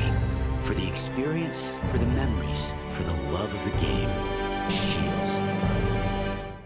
Hi, Ron here, head coach of Westside Auto Pros. When your car's on the injured reserve, you want to get it back in the game as soon as possible. I know that. That's why you need to bring it here to Westside Auto Pros. I have a team of experts that can fix almost every automotive injury, whether it's a fractured joint, a brake, or if your car just got its bell rung, no problem. We can even do a complete physical on your car to make sure it's game ready for the entire season. So bring your car to Westside Auto Pros and we'll get it back in the starting lineup in no time. Hey, you guys are dogging it back here. Let's move it, move it, move it. I opened the hearing clinic to offer patients and their families a positive healthcare experience. If you have trouble hearing clearly at church, at the movies, watching TV, or with your friends and family in a group conversation, what are you waiting for? In less than half an hour, we can give you peace of mind and answer any questions that you may have. Call us today to schedule your appointment. The Hearing Clinic, 515-440-3323. We listen, you hear. For the seal, it's about trust. Whether I'm buying a car, hiring a contractor, finding a tax preparer, or an honest mechanic, the Better Business Bureau seal means this business meets high standards. When I see the seal, I know I'll get what I pay for. No more taking chances and no more worries. And I feel good about supporting local businesses. My life is so much easier knowing I can always trust BBB accredited businesses. It pays to look for the seal. See for yourself at bbb.org/Iowa. Here at Valley High School, the final of the girls' game tonight, 55-43. Centennial downs Valley. Centennial moves to 6-1 on the season. Valley falls to 5-3. Run down the scoring for you for first for Valley. 14 points for Zoe Young, 10 for Shea Fuller, 6 for Grace Hinkle, 6 for Grace Plummer, 4 for Sydney Shoup, and 3 for Anna Bernhard. For Centennial, 19 for Rachel Schoen, 15 for Chloe Olson, 10 for Sydney Wyckoff, 6 for Meg Burns, 3 for Taylor Runchie, and 2 for Kiana Harris, Alexandra Kiana Harris. So it was Valley 12-10 after 1, 25 all at the half, 45-36 Centennial after 3, and then Centennial wins 55-43 here tonight to number 6. Centennial goes to 6-1. Number 9 Valley falls to 5-3 on the season. That's going to wrap up the girls' game here.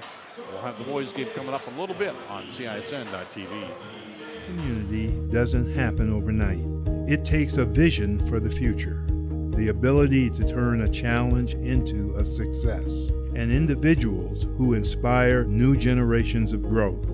Greater Des Moines has done a lot of growing over the years, and so have we. At Brick Gentry Law, your success is something that we create together. Thank you for making us a part of your community. Thank you for 50 years. Great selection, great experience. That's what people expect today. What isn't expected is how hard we work after the sale to keep your business. Hard work, honesty, integrity, discipline, trust, character. These core values are why we grow every year and why we continue to acquire more dealerships. Experience the Schottenkirk way of doing business and come visit our new Ford dealership in Indianola. Great price.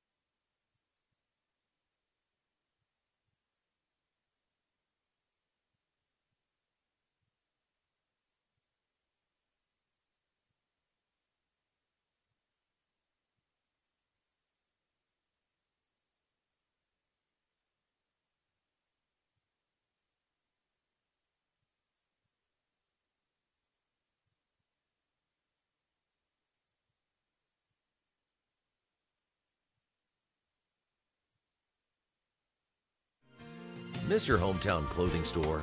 The one that had it all? Everything to get the work done, all in one place? G&L Clothing is your hometown Iowa store. Stop in and see us, or we're only a click or phone call away. Family owned for nearly a century. G&L Clothing, 1801 Ingersoll, Des Moines. G&L Clothing. Your size, your style, we've got it all. Get stronger, faster, healthier. You want more. You want to be part of something bigger than yourself. A place for people of all ages, all walks of life, that provides opportunities for all to succeed. We do that. We're the why. Build more than muscle. Build a stronger community. Is Iowa. And here, we don't just dream of a better tomorrow, of a smarter way to do business or live, of perseverance and progress. We inspire it in others. We challenge the conventional, reimagine what it means to be better, and then dare ourselves to make it great. This is Iowa, and here, we don't just dream, we make history. The value of staying active cannot be overlooked in our lives or our young athletes. However, high-intensity workouts come with the risk of injury. If you or your child have sustained a sports injury, Select Physical Therapy in conjunction with Iowa Ortho are here to help with 2 convenient walk-in locations. From diagnosis through recovery, you'll be put directly into the hands of experts who will evaluate and treat your sports-related injury. Call us today for an evaluation. When people visit the Lodge of Ashworth, they fall in love with our grounds. They're impressed with our dining room, but it is our spacious 2- and 3-bedroom suites that attract the most attention. With bay windows, full kitchens, large walk-in closets, and modern appliances, the Lodge feels like home. We have suites move-in ready, or we will help you customize. Create a home office, media room, or bedroom for visiting friends or family. Call us today for a private tour and ask about our flexible pricing plans. Hi, Ron here, head coach of Westside Auto Pros. When your car's on the injured reserve, you want to get it back in the game as soon as possible. I know that. That's why you need to bring it here to Westside Auto Pros. I have a team of experts that can fix almost every automotive injury. Whether it's a fractured joint, a brake, or if your car just got its bell rung, no problem. We can even do a complete physical on your car to make sure it's game ready for the entire season. So bring your car to Westside Auto Pros and we'll get it back in the starting lineup in no time. Hey, you guys are dogging it back here. Let's move it, move it, move it.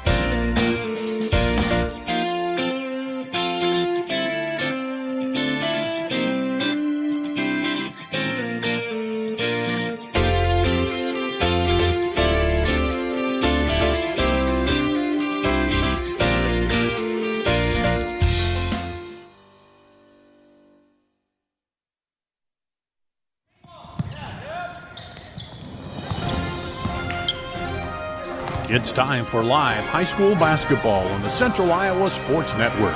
Young drives the lane, scoops it up short, down in, kiss off the glass, good. High school basketball on CISN.TV is brought to you by Shotker Chevrolet, Westside Auto Pros, Mid-American Energy. Now let's go courtside for high school basketball on CISN.TV.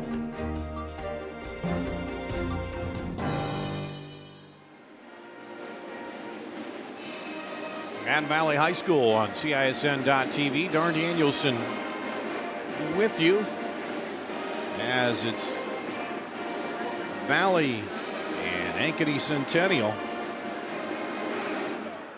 getting ready to go here in the boys' half of this doubleheader, the girls' ball game.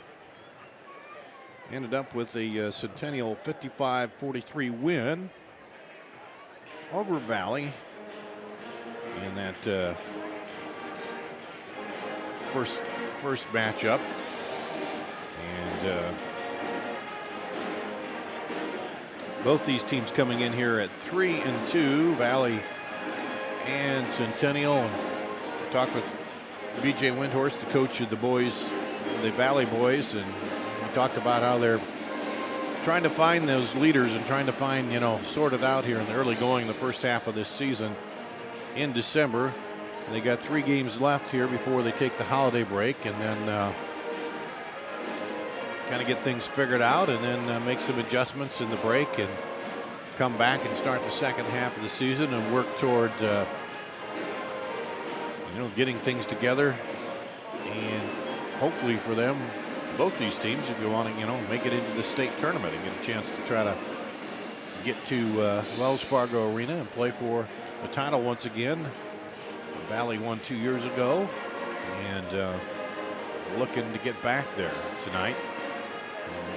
And for Centennial, they're coached by Bob Fontana, coached over in Cedar Rapids for a while and then moved over here.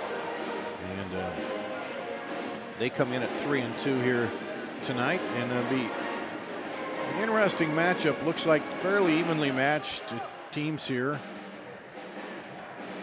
Looks like Valley, just on paper, might have a little bit of a size advantage when you come into it, but of course that doesn't always mean that you have the overall advantage when you have the size advantage here.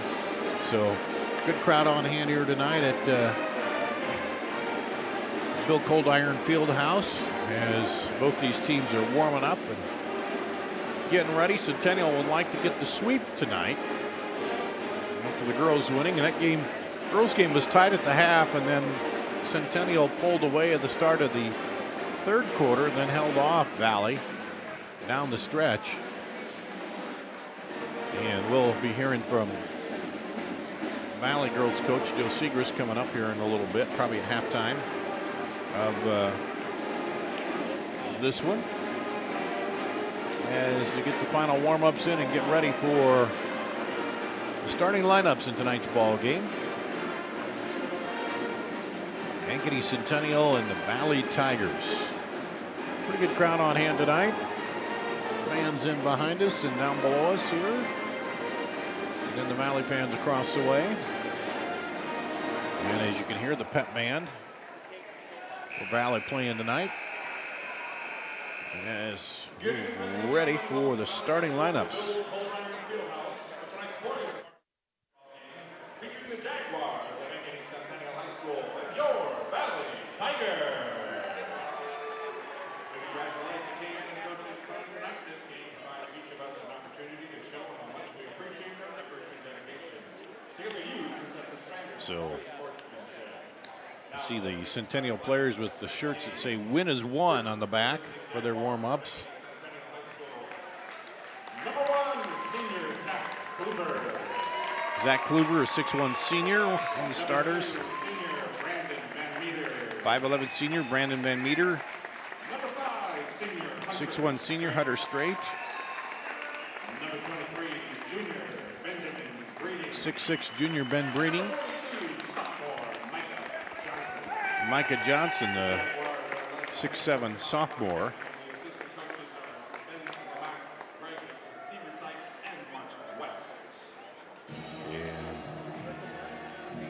we said, Bob Fontana, the head coach, Ben Lamack, Greg Seversike, and Mark West, the assistants for Centennial.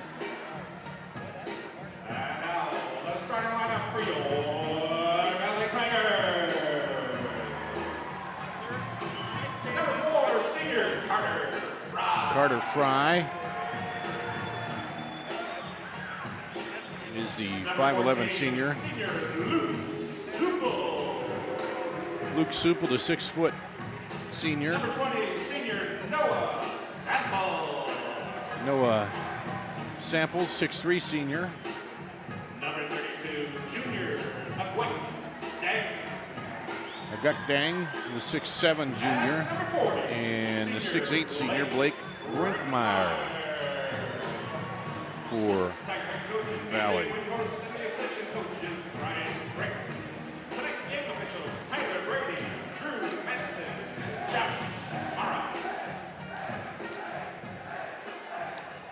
So we're about ready for basketball. The boys' half of the doubleheader here tonight on CISN.TV. Valley and Centennial.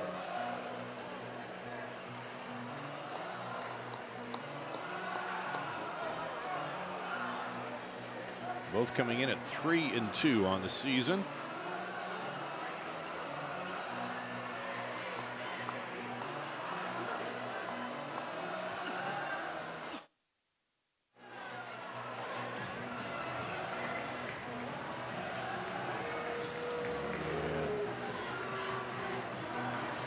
Micah Johnson will step in there with Blake Brinkmeyer. As we're about ready to go with basketball.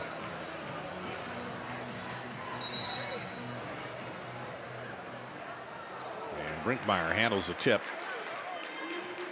Sends it back to Luke Supple. There's the Tigers. And double dribble called. Supple kind of lost the handle as he's looking for the cutter back there. So we'll start with a turnover. Go back to Centennial.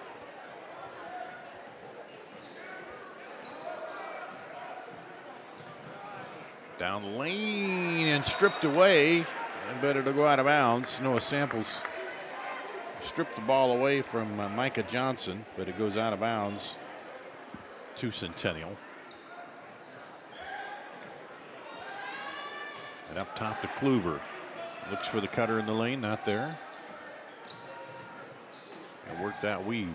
Johnson inside. And a foul will be called.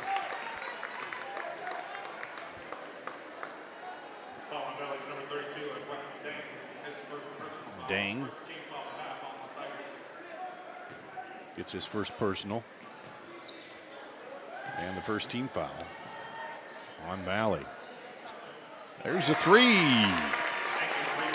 Hunter straight. He gets Centennial on the board first. And Dang with a three off, no good. Rebound comes over to Ben Breeding.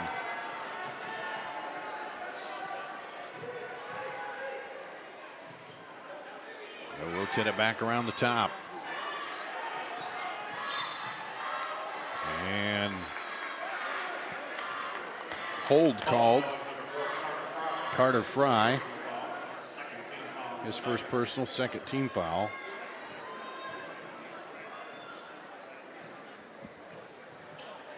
On Valley. Drives and kicks it across to Breeding. Kluver. Back over. Breeding goes to the elbow and stops, and now kicks it back out. Centennial being very patient on offense. There's a three, no good. Rebound, put back, blocked, but cleaned up and put away by Micah Johnson. And Centennial takes a 5-0 lead to start the ball game.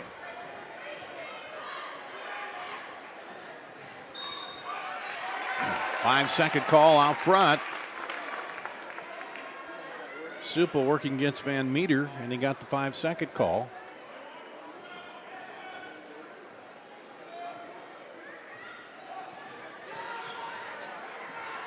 And here comes Centennial. Quick 5-0 lead already.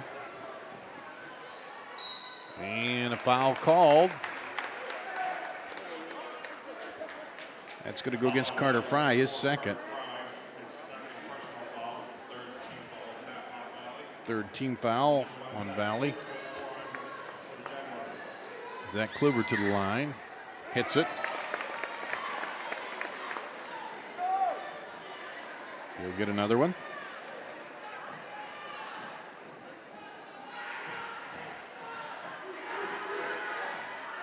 It's the second one. And it's 7-0 Centennial. Trayvon Williams coming in for Valley. Replacing Carter Fry, who has 2 quick fouls here. There's Williams with the ball. Gets it to Supple. Dang now over left side to Samples. Cross court. Here's a 3 by Supple. Good. Valley three-pointer, number 14, Luke Supple. Luke Supple gets on the board for Valley.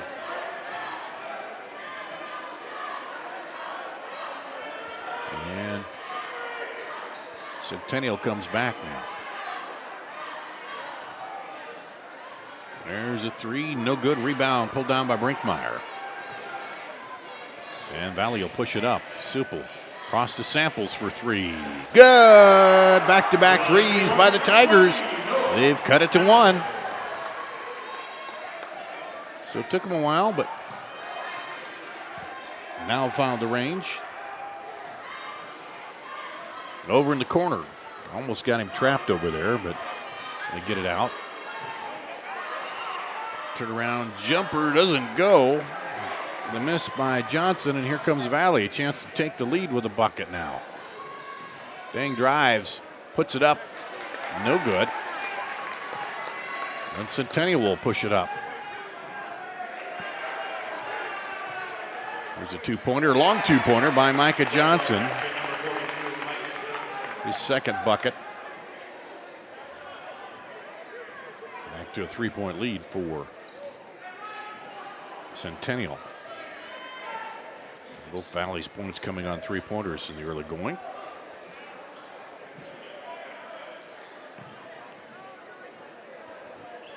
Bounce pass to Brinkmeyer. Back out to Samples. 3 is an air ball this time. Centennial will push it up. And Brinkmeyer tried to block that one a little over his head. And it's pulled out of there by Centennial. Straight was able to get that one. And they reset the offense. Kluber inside to Breeding. Breeding down the lane, spins, is stripped from behind by Trayvon Williams. He's got the ball.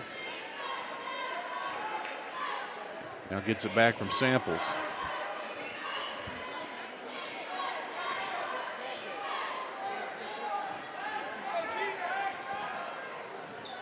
And Valley trying to tie it up or cut it to 1, and there's a shuffle of the feet by Samples as he tried to kick it out to Supple and turns it over. Entering for Valley, number 12, Michael Brown. And Mike Brown coming in for Valley.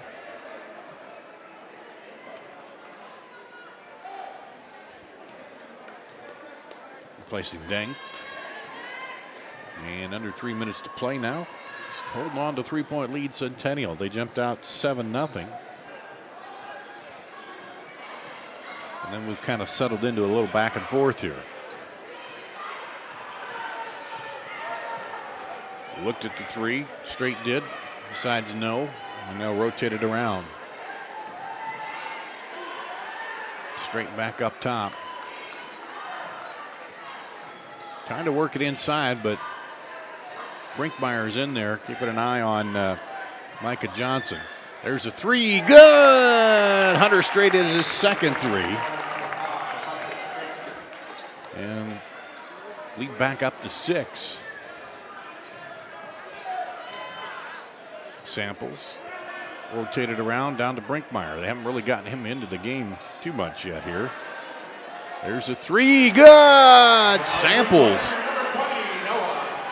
His second three. And it's 12-9. Centennial.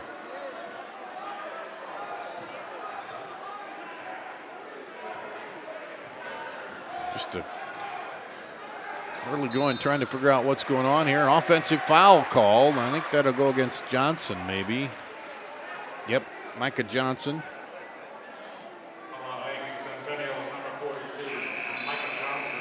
First team foul, first personal foul. Comes with 1:36 to play here.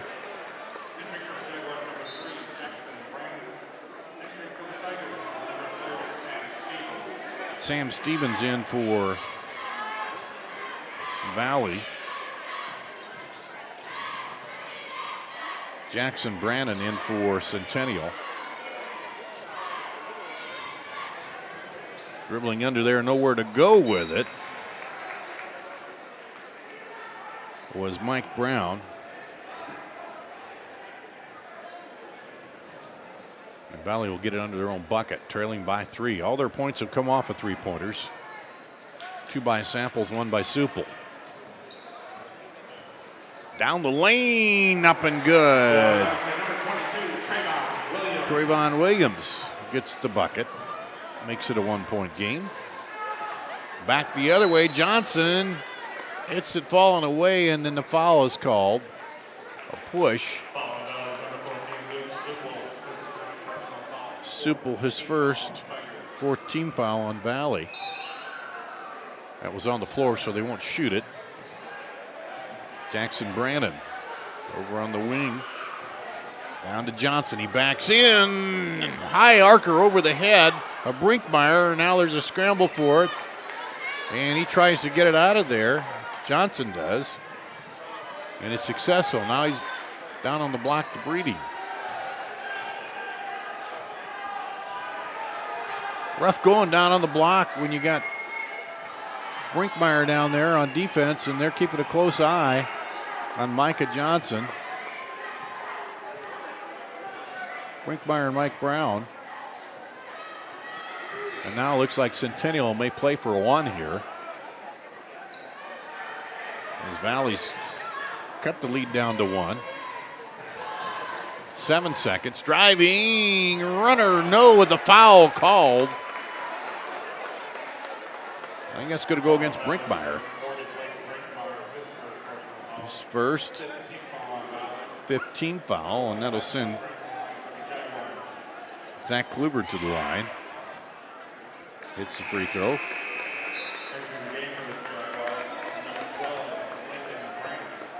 And Kluber hits his 3rd free throw. And rolls around and down for free throw number 4, and 4 points on the night for Zach Kluber. Here's a 3 at the buzzer, no good.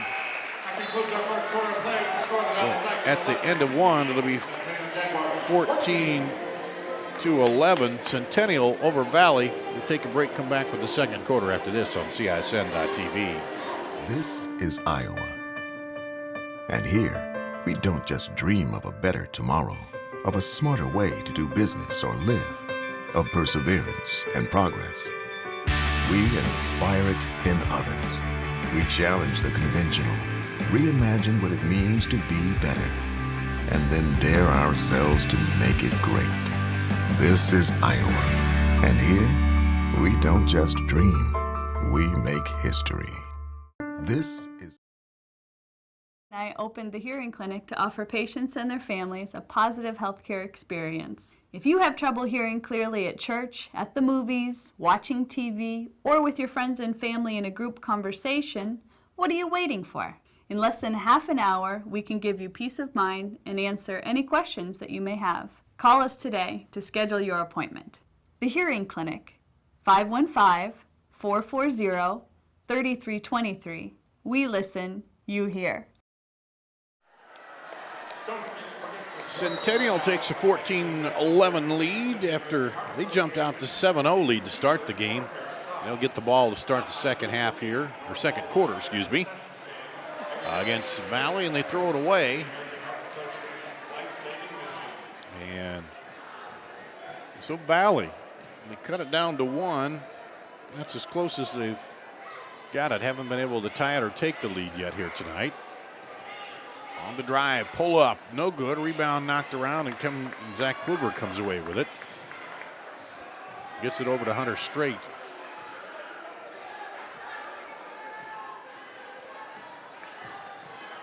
Work that high weave. Cutter comes through. Cutter on the baseline, not there. Jackson Brannon had it.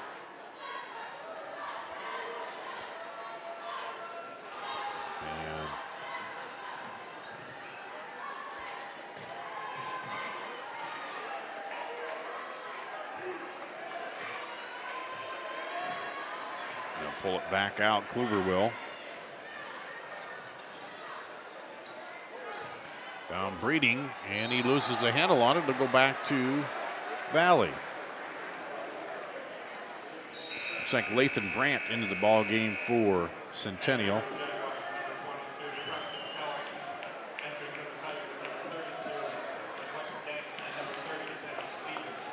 And Preston Kelling comes in for Centennial.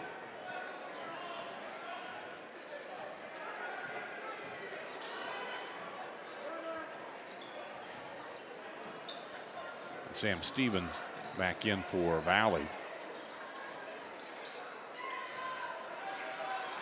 As the Tigers trying to get on the board. Nobody scored here yet in the second quarter. There's a 3 short, and rebound comes off to Breeding. And here comes Hunter Straight. He's hit 2 threes tonight for Centennial.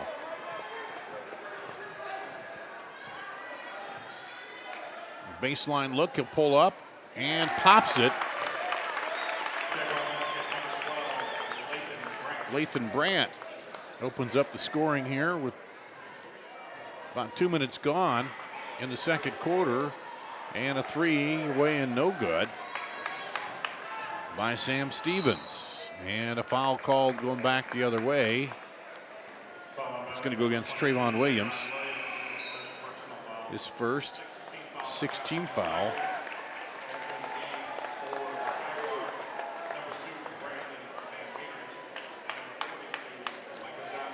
Just 1 team foul so far on Centennial.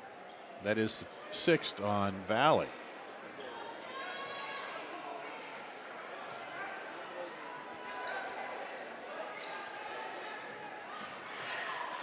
Kick it out for 3. No good. Rebound pulled down by Lathan Brandt.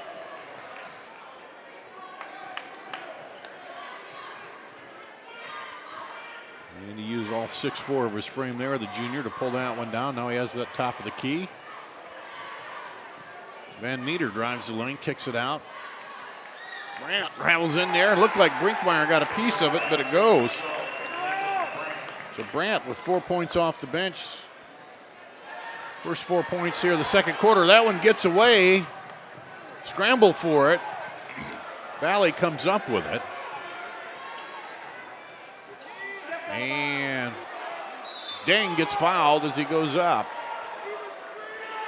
Things getting a little rough here.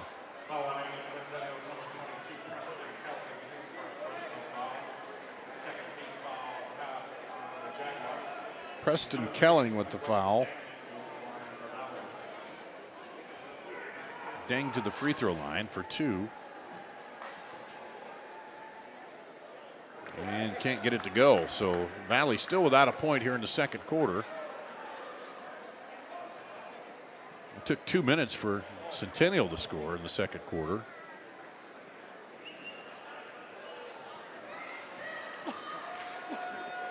Let's see what Dang could do with this one. And doesn't go. So not a high scoring affair so far here in this one. Centennial trying to work it down low, but the size of Valley so far has kept a lot of the points out of the paint. Rotated around the top for three. Good! Lathan Brandt hits a three. He's got 7 points off the bench here to start the second quarter and builds the lead to 10 for Centennial. We'll take a break with the timeout. More coming up after this on CISN.TV. Okay, ladies, it's October and we all know what that means. Time for our annual mammograms. Iowa Radiology believes that mammograms are the best way to catch breast cancers early and save lives. With 3D and low-dose technology, they are now more accurate and safe. It's only once a year, and if you don't do it for yourself, do it for your daughters, your friend, your sons, or your family. Visit iowaradiology.com or call to schedule an appointment. Iowa Radiology. Our focus is your good health. Here at Valley High School, Lathan Brandt, the 6'4 juniors, come off the bench to start the second quarter and scored 7 points. The only 7 points scored here so far in the second quarter. They've all been Centennials, and they up their lead to 10 over Valley. Valley hasn't gotten on the board yet, and they still don't, as that one rattles in and out by Brinkmeyer. And we're halfway through the quarter here.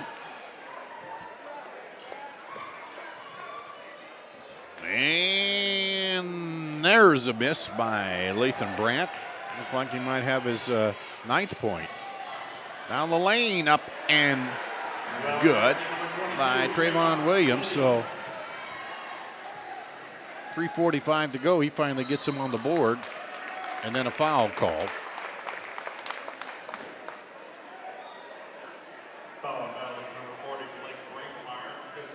Brinkmeyer was his second personal, 17th foul. Lathan Brandt will go to the free throw line to build onto his 7 points. And he's got 8. Supple back in to replace Brinkmeyer. So they lose a little height on that exchange. And Zach Kluver, Hunter Strait coming back in for Centennial.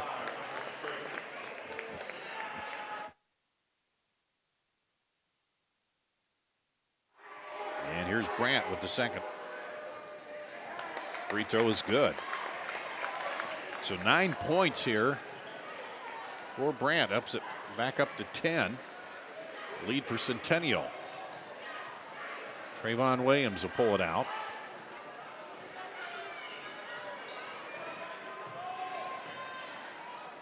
Trying to look inside, but so far unable to find the spot in this zone of Centennial.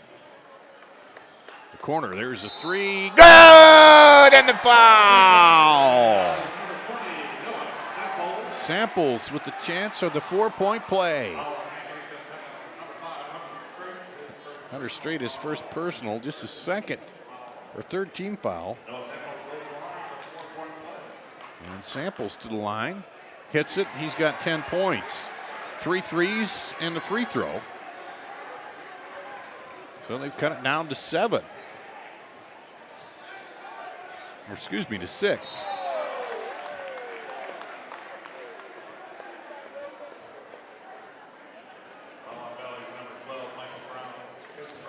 Michael Brown with his first personal.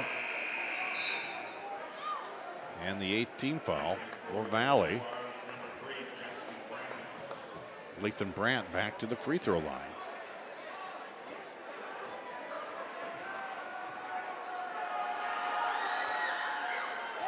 And he hits it. We'll get another one.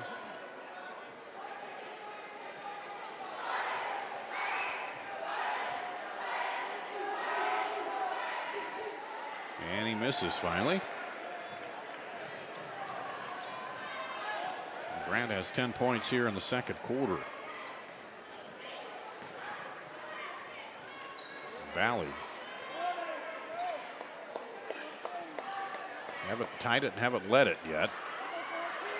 Supple for 3, no good. Rebound comes over the basket to Lathan Brandt.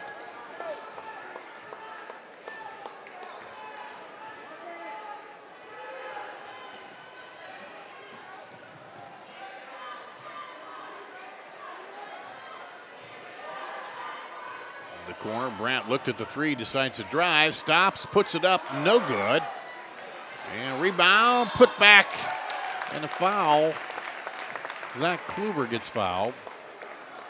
I think that's going to go against Luke Supple. His second. 19 foul, so Kluver goes to the line and hits his fifth free throw. He's 5 of 5 for the free throw line tonight.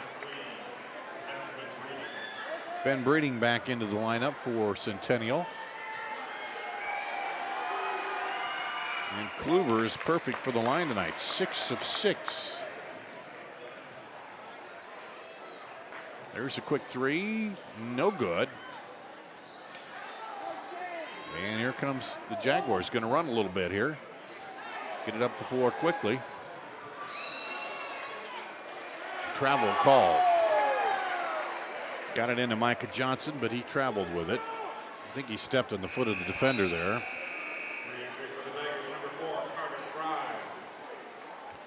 Carter Fry into the lineup for Valley. Aguk Deng back in for Valley.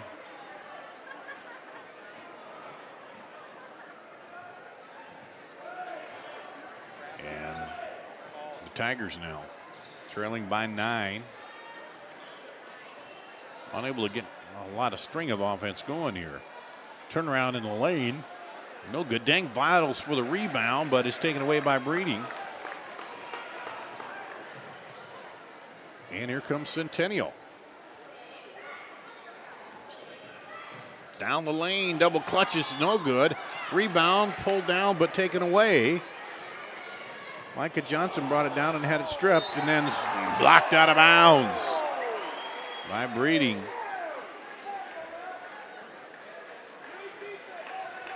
And then they called a foul on that, I guess. Preston Kelling called with the foul, his second.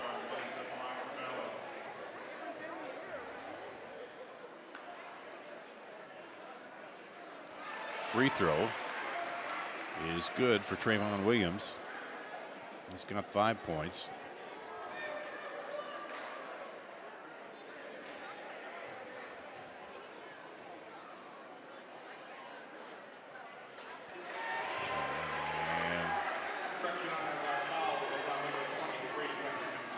Okay, they said that foul was on Ben Breeding, not Preston Kelly.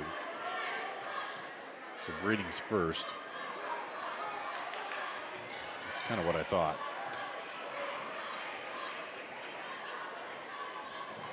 And a minute to play here, first half. Stripped away. Samples comes down and gets the bucket and the foul.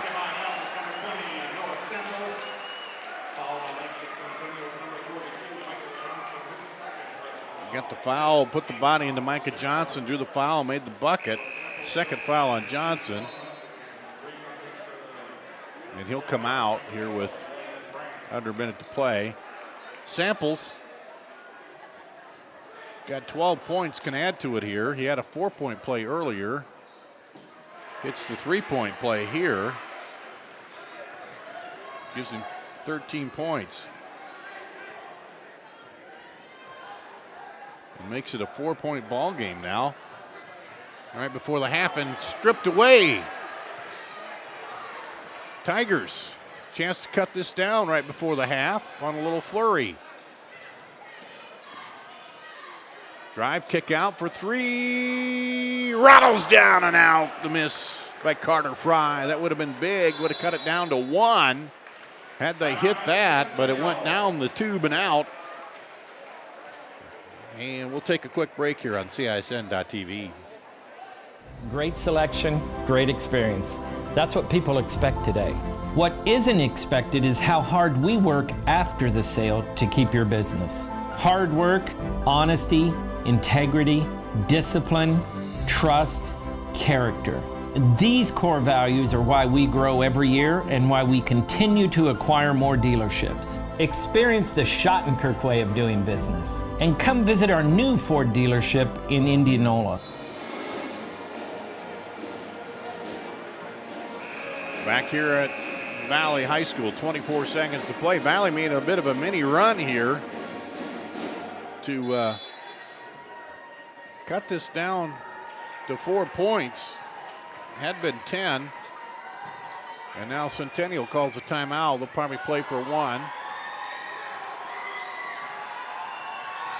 If you try to spread it out here.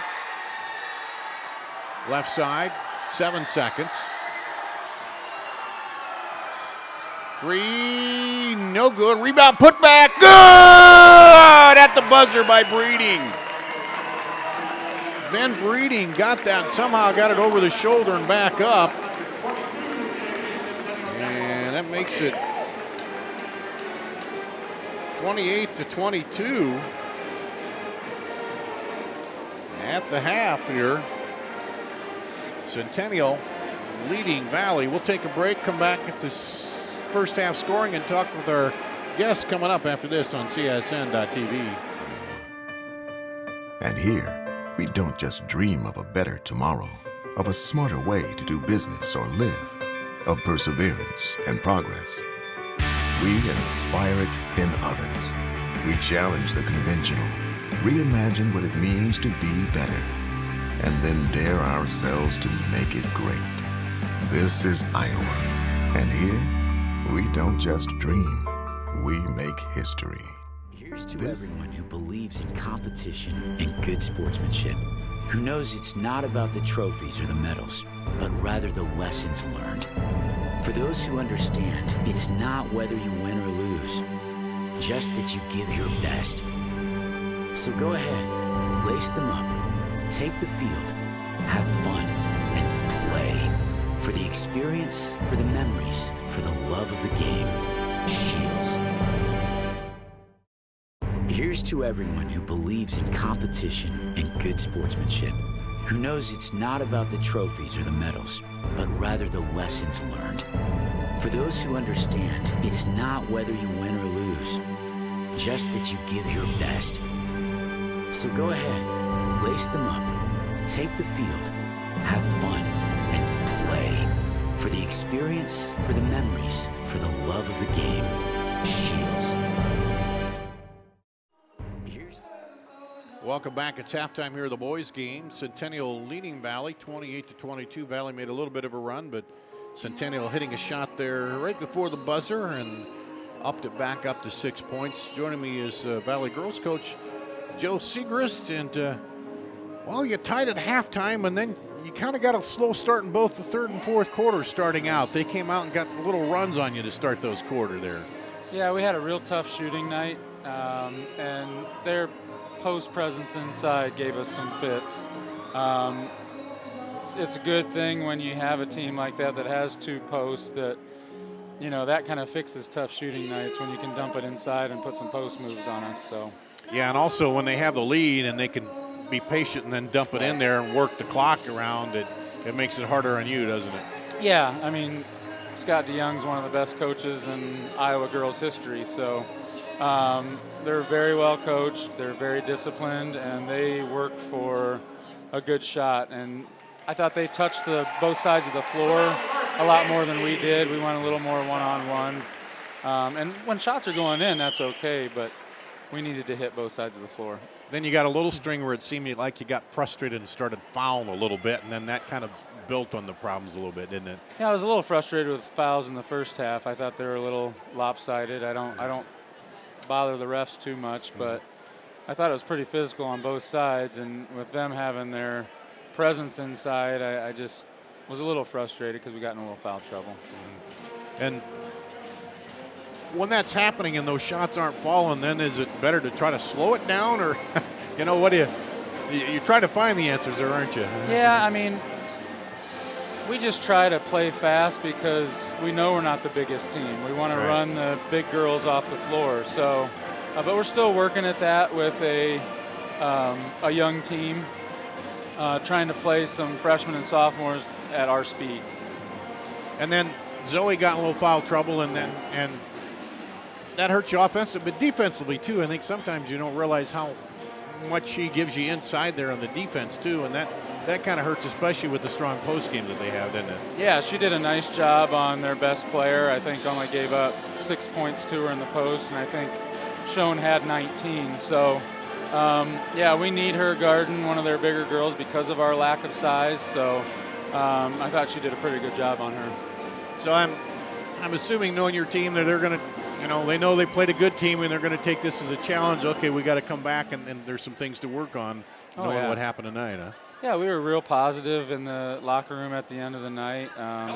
We get 2 or 3 girls back here pretty soon, and at varying times in next game and then in January. So I think we'll keep getting better. We're playing. Shay and Zoe are the only 2 with any varsity experience coming back. So once we get those other girls back, we'll be deeper and stronger. I noticed while I was talking to Coach DeYoung, and he had a couple girls out with injuries too, and it's just me, but it seems like early in this season, a lot of teams have having some injury issues early on, haven't they? Yeah, I talked to him about that during our JV game, and it's just unfortunate. I wish everybody was full strength and the injuries weren't an issue, but it does seem to be an issue across the conference. And I asked him why, and he said, well, these girls are doing more stuff too, and that's some of it. They're involved in more activities and things, and I guess maybe not as much time to recover and stuff. Yeah, I mean, they are. They're with AAU season and high school season, their bodies are in high demand, and you do need to find that happy medium of getting better in the off season, yet taking breaks for your body, because our bodies to need recover. it. Yeah, because even though they're younger than we are, even it still takes a while to recover. But so I don't have your schedule. What do you have coming up next year? Just Dowling on Tuesday before winter break. So, another easy game before winter break, right? Yeah, we knew this was a tough stretch for us. 4 out of 5 were top teams in our conference, and we dropped the first 3 against the top competition. So I think our girls will show a lot of fight on Tuesday and play well against Dowling. Well, as we know, it's probably cliche too. It's not how you play in December, but it's when you get into January and February, and that's where you want to start peaking and really get everything working well. Huh? That's exactly the message we gave our girls. Just keep giving relentless effort and practice each day. And I don't think anyone will want to play us in late January, early February, I hope. All right. Well, appreciate you joining us. We don't see you. Have a good holiday, Coach. Yes, happy holidays to you and Pete as well. All right. Coach Joe Segrist, the Valley Girls. We'll take a break here. Come back and take a look at the scoring coming up after this on CISN.TV. Community doesn't happen overnight. It takes a vision for the future, the ability to turn a challenge into a success, and individuals who inspire new generations of growth. Greater Des Moines has done a lot of growing over the years, and so have we. At Brick Gentry Law, your success is something that we create together. Thank you for making us a part of your community. Thank you for 50 years. Why do I look for the seal? It's about trust. Whether I'm buying a car, hiring a contractor, finding a tax preparer, or an honest mechanic, the Better Business Bureau seal means this business meets high standards. When I see the seal, I know I'll get what I pay for. No more taking chances and no more worries. And I feel good about supporting local businesses. My life is so much easier knowing I can always trust BBB accredited businesses. It pays to look for the seal. See for yourself at bbb.org/Iowa. Stronger, faster, healthier. You want more. You want to be part of something bigger than yourself. A place for people of all ages, all walks of life, that provides opportunities for all to succeed. We do that. We're the why. Build more than muscle. Build a stronger community. Miss your hometown clothing store? The one that had it all? Everything to get the work done, all in one place? G&L Clothing is your hometown Iowa store. Stop in and see us, or we're only a click or phone call away. Family owned for nearly a century. G&L Clothing, 1801 Ingersoll, Des Moines. G&L Clothing, your size, your style, we've got it all.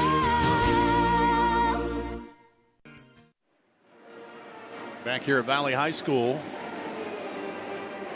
Halftime winding down. 28-22 Centennial over Valley. Let's check a look at the first half scoring here. First for Valley, 13 for Noah Samples, including 3 threes. And into that was a 4-point play on the 1-3 he hit and got the free throw, and then a 3-point, old-fashioned 3-point play. So he's had all kinds of, he's had 3 of the long threes plus a add-up free throw, and then the old-fashioned 3-point play to add up to 13. 6 for Trayvon Williams off the bench, 3 for Luke Supel for Valley. For Centennial, 10 points for Lathan Brandt off the bench, 6 for Hunter Strait, 6 for Zach Kluver, 4 for Micah Johnson, and 2 for Ben Breeding. It was 14-11 Centennial after 1, and then 28-22 here after at the half. They outscored Valley 14-11 in that second quarter. So we're set to go here in the second half. As here we go. Looks like Dang, Supel, Samples, Brinkmeyer, and Carter Fry, the starters, back for Valley, and Kluver, Van Meter, Breeding, Strait, and Johnson, right? Yep, for Centennial, as Valley will start with the ball. They haven't been able to get it into Brinkmeyer very much down low. There he is with the ball now, back to Dang, and misses it wide open on the far side. And then Centennial fans thought he got the foul there on that. I don't know, he might have touched the ball, I don't know, but they weren't going to call him on that. A little frustration. There is 9 fouls on Valley in the first half, just 5 team fouls on Centennial. And then they're kind of waiting for the pep band to get out of the way, and here comes Valley again. So we get started with the third quarter. Took a while, for a couple minutes, for either team to score in the second quarter. We'll see if the third quarter starts out any different. And they had Brinkmeyer in a good post there, and they missed him. If they got it in there quick, he had dropped in. And a foul called out front on Hunter Strait, his second. First team foul of the half. And so calling more of those hand checks, more of an emphasis, I think, this year. And still trying to get it in there to Brinkmeyer. 3! Carter Fry pops a 3. And makes it a 3-point ball game. Here's Centennial now into Breeding. Double team down there by Dang and Brinkmeyer. Gets it back out. Baseline look. Kluver knocked away, but they keep with it. He goes down the lane and puts it up. And Zach Kluver almost had it knocked away, but they stay with it. And he comes back. There's a rattle round 3. Carter Fry back-to-back 3s.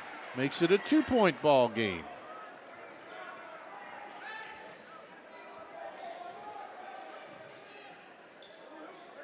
And there's the turnaround by Johnson.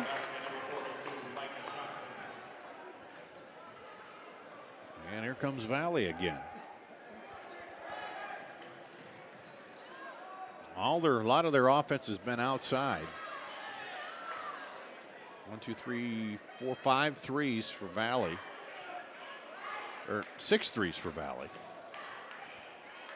We talked about it. Noah Sample got fouled in the 1 and got a 4-point play. Carter Fry looked at the 3 again there. Now he goes back to the 3. Oh, didn't go. Almost had 3 in a row there. Here's Brinkmeyer. Finally gets one. And Brinkmeyer's now on the board. And we got a 2-point ball game. Valley's outscored them 8-4 to start the third quarter. Breeding down the lane, gets it blocked from behind by Brinkmeyer. but he hangs on to the ball.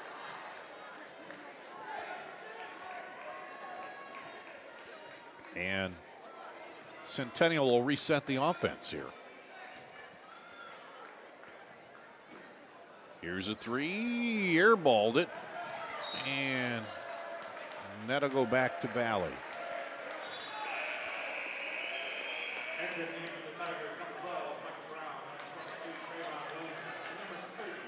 Mike Brown, Trayvon Williams, and Sam Stevens come into the ball game for the Tigers.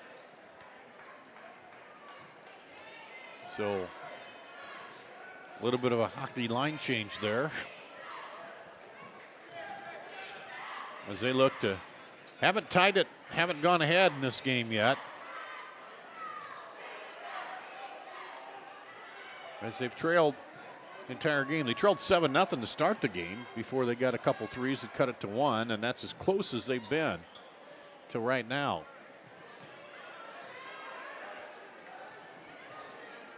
Trayvon Williams with it. Carter Fry, and they're keeping an eye on him now after he hit those 2 threes. Now a drive up and gets it to go. Carter Fry with 8 points here, and he ties it up. First tie of the ball game. And the first time, as I said, Valley's pulled even. Stop here, the chance to take their first lead of the game.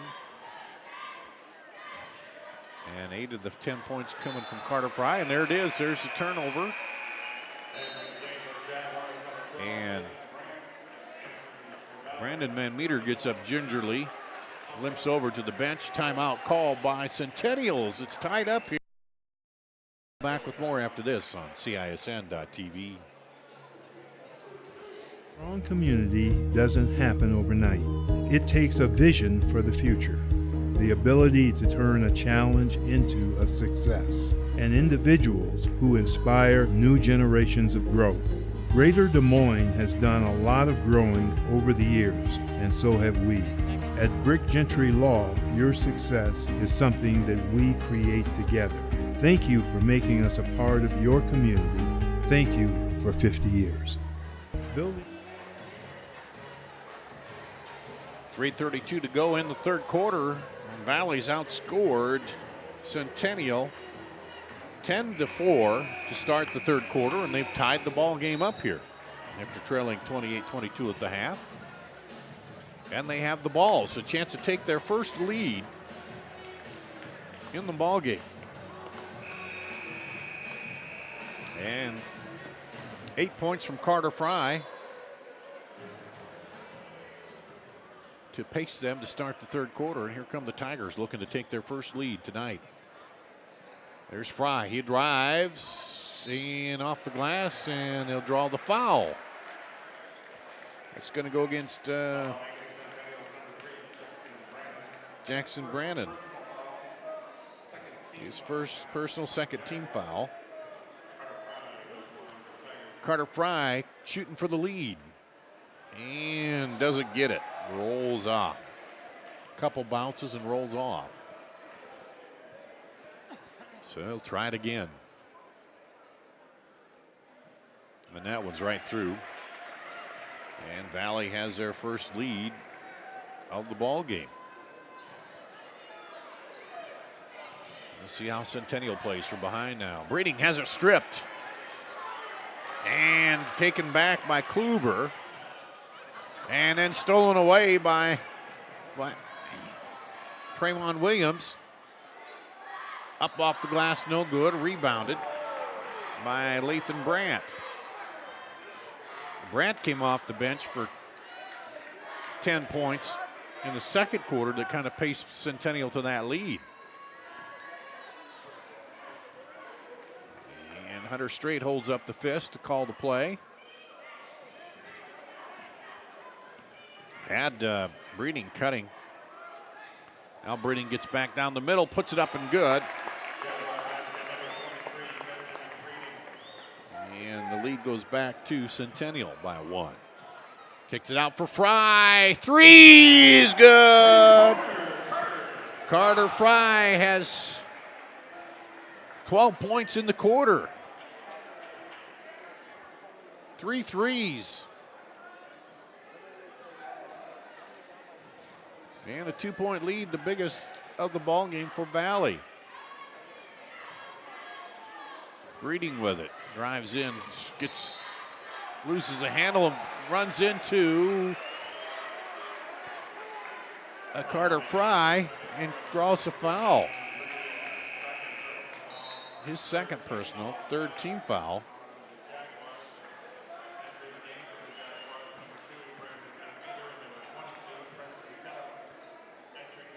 Preston Kelling and Brandon Van Meter coming in for Centennial.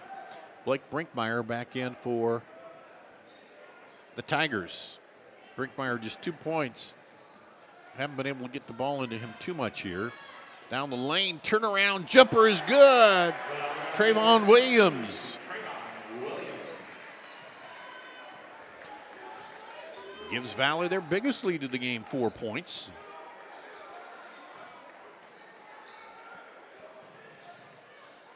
Breeding back. Now outside for 3. Good! Rattles home. Brandon Van Meter. Back to a 1-point ball game. Here's a 3. Samples gets fouled on the 3-point shot, so he'll get 3 free throws. He's had an adventure out there at the 3-point line. He hit 2 threes, hit a 3, got fouled, hit the 4-point play, then hit a 2 and got fouled. And now he'll shoot 3. Hits the first one. And I think that foul went against Preston Kelly. Second free throw is good.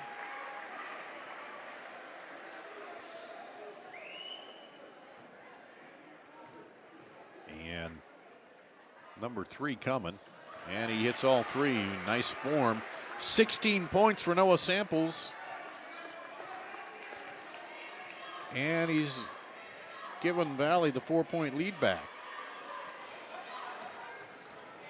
Here's Centennial, minute to play, third quarter. Trailing for the first time in this quarter. First time in the game came in this quarter, I should say.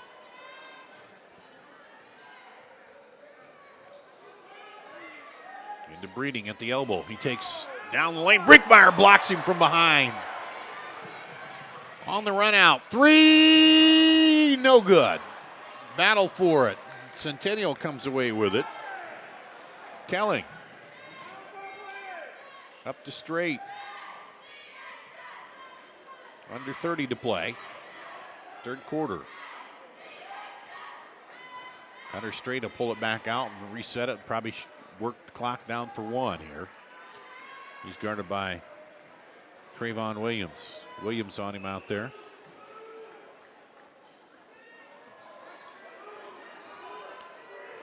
Hunter Straight hit 2 threes in the first quarter and hasn't hit one yet. There's a 3, no good.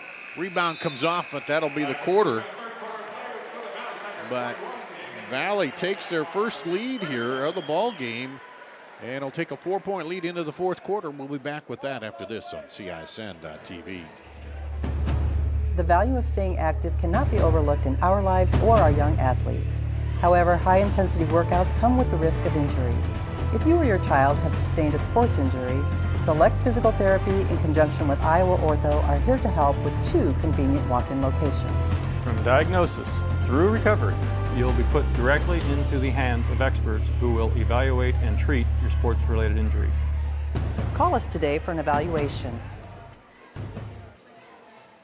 I opened the Hearing Clinic to offer patients and their families a positive healthcare experience. If you have trouble hearing clearly at church, at the movies, watching TV, or with your friends and family in a group conversation, what are you waiting for? In less than half an hour, we can give you peace of mind and answer any questions that you may have. Call us today to schedule your appointment. The Hearing Clinic, 515-440-3323. We listen, you hear. Well, shaping up to be an interesting fourth quarter as Valley has come from behind here in the third to take their first lead. And Carter Fry 12 points in the third quarter to pull Valley on top here over Centennial. Centennial, the Black, starting out with the ball to start the fourth quarter. Knocked away by Williams, and that lead is now kind of, the comeback is kind of put a little more pep in the Valley step here, seems like. And we'll see how the Jaguars respond. They send 3 down low on offense. Over to Straight. Trying to go inside. Now they do. Up and leaves it short. Rebound pulled out of there by Samples. Up to Carter Fry. Fry will spin. Takes it one-on-one and gets it blocked back in his face. But Fry on the floor somehow comes up with it. I don't know how he did that, but Micah Johnson just snuffed him out cold on that, and then he ended up getting the ball back. Williams drives and hits the bucket. Trayvon Williams with 10 for Valley. Their lead up to 6. Inside, Johnson has it stripped. Now spins around, keeps it, and pulled down by Brinkmeyer. They're letting them be a little physical inside now, which seems to favor Valley a little bit. Into Brinkmeyer, gets it up, and nice little move to adjust by Brinkmeyer. He gets the bucket. Timeout, Centennial. Valley's up the lead to 8 here. A 4-0 run to start the fourth quarter. We'll take a break and be back after this on CISN.TV. Okay, ladies, it's October and we all know what that means. Time for our annual mammograms. Iowa Radiology believes that mammograms are the best way to catch breast cancers early and save lives. With 3D and low-dose technology, they are now more accurate and safe. It's only once a year, and if you don't do it for yourself, do it for your daughters, your friend, your sons, or your family. Visit iowaradiology.com or call to schedule an appointment. Iowa Radiology. Here at Valley, the Tigers on a run have pulled ahead here of Centennial. They got 4-0 run to start the third quarter. They led them by 4, but they're on a 7-point run to take the lead going back to the third quarter. Now I've outscored Centennial 4-0 to start the fourth quarter. And Centennial needs a bucket here. Kind of get things rolling back. Here's a 3. No good. Rebound battle for him over the back. Zach Kluver going to be called for the foul. Came up over the top there. That's the 4th. Make that the 5th team foul on Centennial here. And Valley's not committed a foul yet. Centennial's not scored yet in the fourth quarter with 2 minutes gone. There's a mishandle all the way down, up in the foul. Van Meter took it coast to coast and gets fouled by Luke Supel, his 3rd. There's that first team foul for the half. And Brandon Van Meter steps to the line with a chance to get the lid off the bucket here in the fourth quarter, and he does for Centennial. Their first points coming with 5:56 to play in the game. I should say first points of the fourth quarter, and he misses the second one. And it'll be a 7-point lead. Quickly down, but stolen away. Stepping into there is Brandon Van Meter. Pull up, good by Hunter Straight. Jaguars on a run. 3-0 run now. Cut the lead to 5. Let's see how the Tigers respond. Williams. Seemed like Valley's been passing a little better. Just as I say that, they almost throw it away. But it seems like they've been working the offense and passing it a little better here in the second half. Williams now on the drive, double clutches, puts it up. Brinkmeyer rebound, brings it down, and he gets fouled as he was trying to go back up. Zach Kluver got him on the arm. So that's a 6th team foul on the Jaguars. Carter Fry comes back in after a rest, and Sam Stevens comes out. Carter Fry, 12 points in that third quarter to get Valley going. Samples gets it back up to Williams, and Valley's going to be a little patient here with the lead. Inside, back out to Samples for three. No good. The rebound comes off to Kluver. Van Meter over to Straight. Straight touches his chest, calling what he wants for the play, and nice back cut, and gets the bucket. Hunter Straight. Now a 5-point run by Centennial, and BJ Windhorst wants to call a timeout as the Jaguars clawing back against the Tigers. We'll take a break and come back with more after this on CISN.TV. When people visit the Lodge of Ashworth, they fall in love with our grounds. They're impressed with our dining room, but it is our spacious 2- and 3-bedroom suites that attract the most attention. With bay windows, full kitchens, large walk-in closets, and modern appliances, the Lodge feels like home. We have suites move-in ready, or we will help you customize. Create a home office, media room, or bedroom for visiting friends or family. Call us today for a private tour and ask about our flexible pricing plans. Well, Centennial on a 5-0 run here. To cut the lead down to 3, BJ Windhorst Valley calls timeout to talk it over. As the Tigers, well, they went on an 8-0 run there and took a lead, 8-point lead. Now Centennial answers back with the 5-point run, and we got a 3-point ball game. And Valley will inbound it. And it's been a little bit since they've scored, so we'll see what they do now. As I said, they seem like they're working the offense a little more. Brickmeyer gets a high screen there. And he's looking for that again. Breeding picks him up. Supple off the screen, down the lane, has it blocked by Micah Johnson. Here comes Centennial up and good. Nice outlet to Van Meter.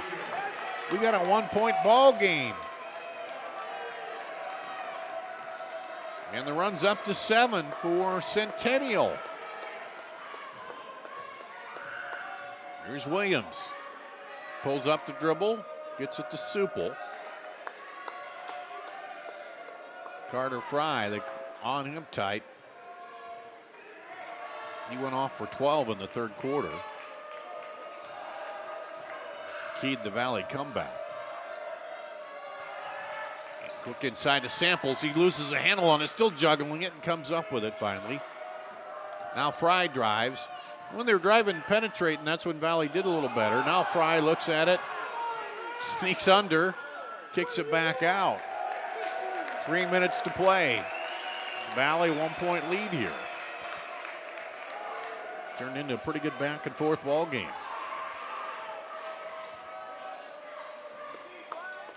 Reading all over Fry out there, not going to let him get another 3 off. And that zone, kind of a 1-3-1 zone looks like by Centennial. That's kind of shut off the outside look. Williams drives in, scoops up and under, and no good. Breeding with the rebound. Here comes Centennial with a chance to take the lead back here. Just over 2 minutes to play. Kluver hits the cutter. Johnson fakes, stripped away. Nice defensive play by Williams, and then he gets fouled.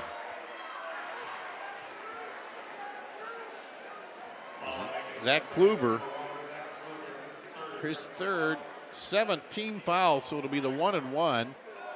That was a beautiful defensive play by Trayvon Williams. Johnson tried to fake him, but he didn't take it, and he went up and just stripped the ball away. And now he goes to the free throw line. Williams pops it. That's 11 points for him. And ends the run by Centennial at 7.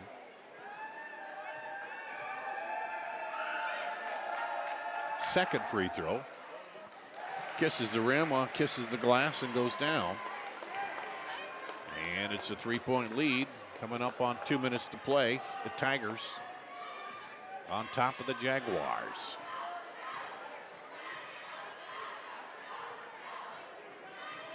Let's see which team does a better job of closing this game out here.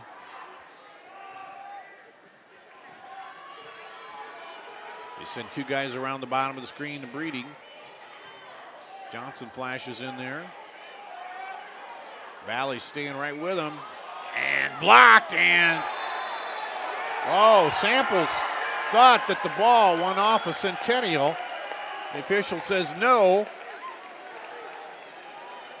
He tried up in the air to throw it off of Centennial, and the official said nope, didn't go. And now Valley wants a timeout to talk it over here. They lead by 3, 1:32 to play. Let's take a quick, we'll keep it here, Pete. Let's just keep it here.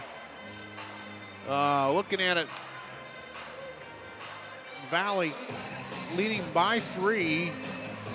The foul situation in Valley's favor, 17 fouls for Centennial, just 1 for Valley. So Valley can foul here if they have to, and they're not in the bonus. As long as they're not shooting, they got 6 fouls to give before they have any trouble here. The Jaguars talking it over. Valley talking it over here. And of course, Valley with the 3-point lead. The thing is, on the drive, you don't want to foul and give them, the 3-point play. They'll get it in under their own basket. Let's see what they work here. The possession arrow favors Valley in this. So here comes Centennial. They're setting up under their own basket. Straight will throw it in.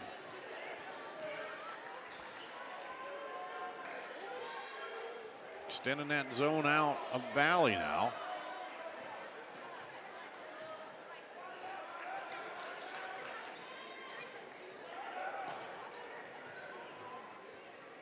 We'll work it back around. It's almost stripped, but a foul called on Samples. But again, that's only the second team foul on Valley. Samples his first. So Valley's got 6 to go, 1:08 to go. So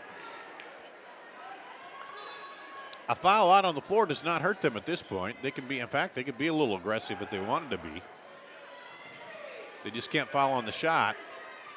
And up, a nice shot by Hunter Straight. Makes it a 1-point ball game. Valley with the ball. Any foul by here, and Valley goes to the line. It's be a 1-and-1 yet. Williams down the lane, misses. Brinkmeyer rebound, fakes, puts it back up and gets fouled. So Brinkmeyer will go to the line. He's got 4 points, hasn't shot a free throw tonight.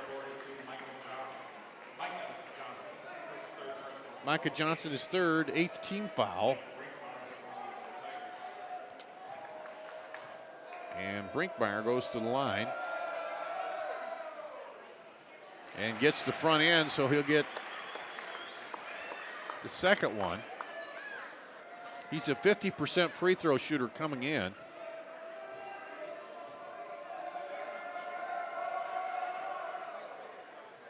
And he gets both.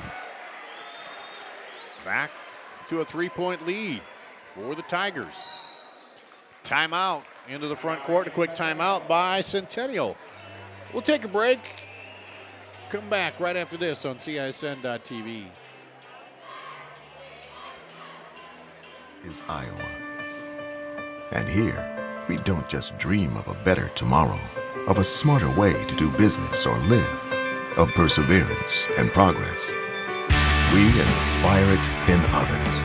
We challenge the conventional, reimagine what it means to be better, and then dare ourselves to make it great.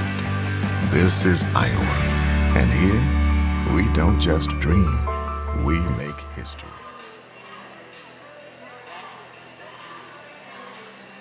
here at Valley High School. 35.7 to play. Centennial with the ball in the front court, trailing by 3. The big advantage for Valley at this point is they only have 2 team fouls. So you could let Centennial run a little time off and foul them and then make them get it back in. As long as you don't foul them while they're shooting, you got an advantage. Because they won't shoot here for another 5 fouls. I've seen that before where a team has that advantage and they go out and they let them run a little bit off and then they take a chance and foul them. There they almost trapped them. And if they want to keep it out high, you just don't want to foul them on that 3-point shot. As they're trying to penetrate. 11 seconds, timeout again. We'll keep it right here. 11.4 to go. So they took what, 15 seconds off the clock or something like that. So let's see what happens. Both these teams fighting for their 4th win, 3-2, both of them coming in. And been a back and forth game. Centennial started out 7-0 run to start the game. Valley hit 2 threes and brought it right back, but then ended up trailing 14-11 after 1. They trailed 28-22 at the half. Then took the lead the third quarter and led by 4, 41-37 after 3. There's been 1 tie in the game. And Centennial's had a double-digit lead. I think Valley's only largest lead was 8. Centennial had it, I think, up to 12 at one point.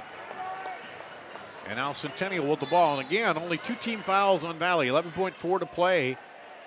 If they wanted to, they could foul them right away out high, and that's what they're going to try to do. They do. So Trayvon Williams gets his second. That's only the 3rd team foul, so 6.7 seconds to go. So they can play real aggressive here, as long as they don't get an intentional foul. Almost got him open for the 3, and they foul him again. 2.6 to play. That's Carter Fry. Only the 4th team foul. So now they got to get somebody open here. And now B.J. Windhorst wants to make sure they all understand what's going to happen here. So let's take a break. We'll take a quick break and be back with the final 2.6 after this on CISN.TV. Miss your hometown clothing store? The one that had it all? Everything to get the work done, all in one place? G&L Clothing is your hometown Iowa store. Stop in and see us. Or we're only a click or phone call away. Family owned for nearly a century. G&L Clothing, 1801 Ingersoll, Des Moines. G&L Clothing, your size, your style, we've got it all. 2.6 seconds on the clock. Centennial with the ball. Valley's fouled them twice here, but they still have 3 fouls to give before they're in the bonus. So Centennial's got to work some kind of play where they get somebody open, because Valley can just foul them on the floor 2 more times without putting them to the line. And so that could use up some time. So they got to look to get an open look at a 3 somehow here. As long as Valley doesn't foul them and get the bucket, they have the advantage here. You see what play they run. They get it in, turn and shoot, and it's off the backboard, out, and that'll do it. That'll be the game. The clock runs out. The Tigers. And some good coaching there down the end. They ended up with had fouls to give. So they'll play Cedar Rapids Jefferson tomorrow. Let's take a quick break, and then we'll come back and wrap up all the scoring and wrap up the ball game for you after this on CISN.TV. Great price, great selection, great experience. That's what people expect today. What isn't expected is how hard we work after the sale to keep your business. Hard work, honesty, integrity, discipline, trust, character. These core values are why we grow every year and why we continue to acquire more dealerships. Experience the Schottenkirk way of doing business and come visit our new Ford dealership in Indianola. Want to get stronger, faster, healthier. You want more. You want to be part of something bigger than yourself. A place for people of all ages, all walks of life, that provides opportunities for all to succeed. We do that. We're the why. Build more than muscle. Build a stronger community. You want to get... believes in competition and good sportsmanship. Who knows it's not about the trophies or the medals, but rather the lessons learned. For those who understand, it's not whether you win or lose, just that you give your best. So go ahead, lace them up, take the field, have fun, and play. For the experience, for the memories, for the love of the game. Shields. Here at Valley, the final tonight. Valley comes from behind in the third quarter, and now Centennial 49-46. And we'll run down the scoring for you. 12 points for Centennial's Hunter Strait. He led the Jaguars. 10 for Lathan Brandt off the bench. All 10 of those coming in the second quarter. 8 for Zach Kluver. 6 for Brandon Van Meter. 6 for Micah Johnson. 4 for Ben Breeding to round out the scoring for Centennial. For Valley, Noah Samples had 16. And he had it was a three night for him in strange ways. He hit 2 threes in the first quarter, hit a 3, got fouled, hit a 4-point play in the second, hit a 2, got the old-fashioned 3-point play in the second, then got fouled and hit 3 free throws in the third quarter, ends up with 16 points, didn't score in the fourth quarter, but got much-needed 16 points there in the third. And that's the strangest line I've seen for somebody from the three-point range, and the way they did that, he did that. But anyway, 12 points for Carter Fry. He had 12 points in the third quarter. That kind of pulled Valley back on top. 12 points for Trayvon Williams, 6 points for Blake Brinkmeyer, and 3 points to round out the scoring for Luke Supple. 1-3, he got that in the first quarter and didn't score from there on out. It was 14-11 Centennial after 1, 28-22 Centennial at the half. Valley led 41-37 after 3, and they end up winning 49-46. Valley moves to 4-2, and Centennial drops to 3-3 on the season. Good ball game here tonight at Valley, and the girls win 55-43 Centennial over Valley here tonight. So that's going to wrap it up from Valley. For Peter Tarpey, I'm Dar Danielson on CISN.TV.